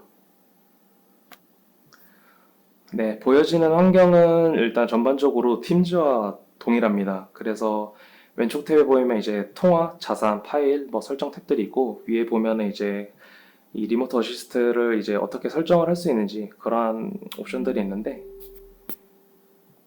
뭐 하나하나 다 뭐 주석 처리를 할 수 있게 만들어진 잉크, 뭐 그리고 색상 설정, 그리고 뭐 이제 실행 취소하고, 그리고 모든 설정을 다 제거할 수 있는 삭제 버튼 같은 것들도 다 있습니다. 이제 최근 연락처 같은 경우에는 이제 리모트 어시스트를 통해서 이제 연락을 할 수 있는 상대방이 나오게 되고요. 자산 같은 경우에는 이제 다이나믹 365 리모트 어시스트 라이선스를 통해서 다이나믹 365와 이제 연동이 되고, 제가 원하는 이제 자산이나 그리고 캡처, 스크린샷, 그리고 뭐 연락처 같은 것들을 이제 하나의 어셋으로 만들 수 있는 그런 기능입니다. 그리고 파일 같은 경우에는 이제 홀로렌즈 리시브드 파일이라는 메뉴가 있는데, 이 폴더 같은 경우에는 이제 기존에는 생성이 안 되어 있습니다. 근데 리모트 어시스트를 사용을 하는 순간 이 폴더가 자체적으로 생성이 되고, 이 폴더는 이제 앞으로 제가 리모트 어시스트를 통해서 공유받은 파일, 그리고 첨부된 파일을 다운로드 받을 때, 네, 이제 여기에 해당되는 경로로 저장이 되는 그러한 폴더입니다. 뭐 팀즈 채팅 파일 같은 경우에는 이제 통화 중에 파일을 이제 공유하거나 뭐 서로 업로드할 때 이제 이러한 것들이 여기에 자동으로 이제 업로드가 되고요. 이제 그럼 다음으로는 바로 이제 리모트 어시스트를 통해서 데모를 해서 제가 이제 장비 연동을 하는 방법을 확인해 보도록 하겠습니다. 우선 제가 보여드릴 데모는 텔레모티브사에서 이제 만든 이제 블루 파이라티 미니 디바이스고요. 이 디바이스는 간단하게 말하면 차량용 로깅 데이터를 수집하는 디바이스입니다. 그래서 관련된 부속품으로는 이제 파워 서플라이랑 그리고 연결 케이블, 그리고 이더넷 케이블과 이제 디바이스가 있고요. 이거를 이제 제 PC와 연동을 해서 로깅 데이터를 받는 과정을 한번 보여드리도록 하겠습니다. 일단 받는 부분에 있어서 제가 아무것도 할 수 없는 부분이 있기 때문에 이 부분을 리모트 어시스트를 활용해서 담당자에게 지원을 받는 과정을 보여드리도록 하겠습니다. 우선 홀로렌즈에서 리모트 어시스트 화면을 누르면 이제 다음과 같이 작은 박스가 나오게 되는데, 바로 시작을 누르게 되면은 기존 PC에서 사용하는 팀즈 화면과 동일한 화면이 나오게 됩니다. 네, 이제 가운데 상단에는 리모트 어시스트가 보이게 되고요. 일단 최근 연락처에 봤을 때 이제 본문에 보이는 담당자가 있고, 이 담당자에게 바로 연결을 시작하도록 하겠습니다.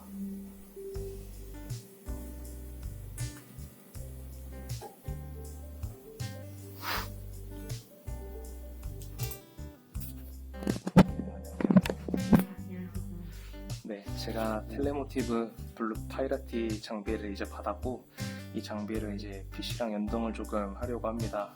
그래서 간단하게 제가 조작하는 방법을 잘 몰라서 지원을 좀 부탁을 드려볼게요. 그러면 제가 참고로 PPT 파일을 일단 하나 띄워드리고 그거 보면서 따라하시면 좋을 것 같아요. 아, 네, 알겠습니다.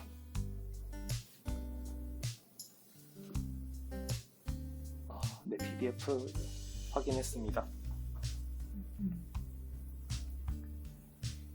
지금 케이블에 전원 약하는 부분이 여기 보이시는 전원 케이블이거든요. 네. 빨간색 케이블이랑 검정색 전원 케이블을 한번 실어볼게요. 아, 네. 파워 서플라이 여기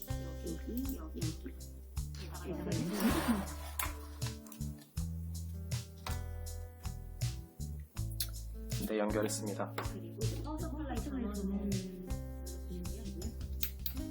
옆에 오른쪽 버튼 눌러주시면 파워 서플라이는 여기 오른쪽 버튼. 네.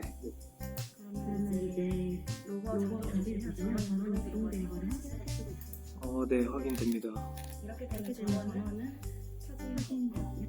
우선은 지금 시리얼 데이터를 아마 로깅을 하시게 될 텐데 한번 연결을 해보실까요?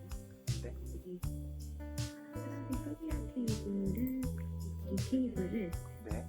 세모티 케이블에 있는 시리얼 케이블과 연결만 해주시면 쓰시게 되실 거예요. 네. 이제 목록이 나타나셨으면 시리얼 데이터가 로딩이 되고 있는지 한번 확인을 해보도록 하겠습니다. 리스트에서 시리얼을 클릭을 해주시고 체크박스에 체크를 해주시고 위에 있는 이제 플레이 버튼을 한번 누르세요. 이제 3번 시리얼 3번 채널에 데이터가 들어오고 있는 것을 확인을 하실 수가 있습니다. 이렇게 되면 연결이 이제 정상적으로 됐다라고 말을 할 수가 있는 거죠? 네, 맞습니다. PC를 통해서 이제 데이터 다운로드도 하실 수가 있습니다. 네, 감사합니다. 네, 이렇게 제 세션이 모두 끝났습니다. 전반적으로 이제 홀로렌즈 사용 방법과 특정 기능인 이제 리모트 어시스트에 대해서 알아보았는데요. 특히 리모트 어시스트 같은 경우에는 이제 고객과 담당자가 실시간으로 문제를 해결할 수 있는 환경을 제공을 하고 또 주석이나 그런 파일 업로드 같은 기능을 통해서 시각적인 기능을 통해 보다 고도화된 원격 지원을 제공을 하게 됩니다. 이 같은 기능으로 다양한 산업 분야에서 쓰일 수 있기 때문에 높은 만족도를 추구할 수 있다고 봅니다. 짧았지만 지금까지 제 세션 참석해 주셔서 감사합니다. 네, 데모 영상을 끝으로 제가 준비한 세션은 여기까지입니다. 시청해 주셔서 감사합니다.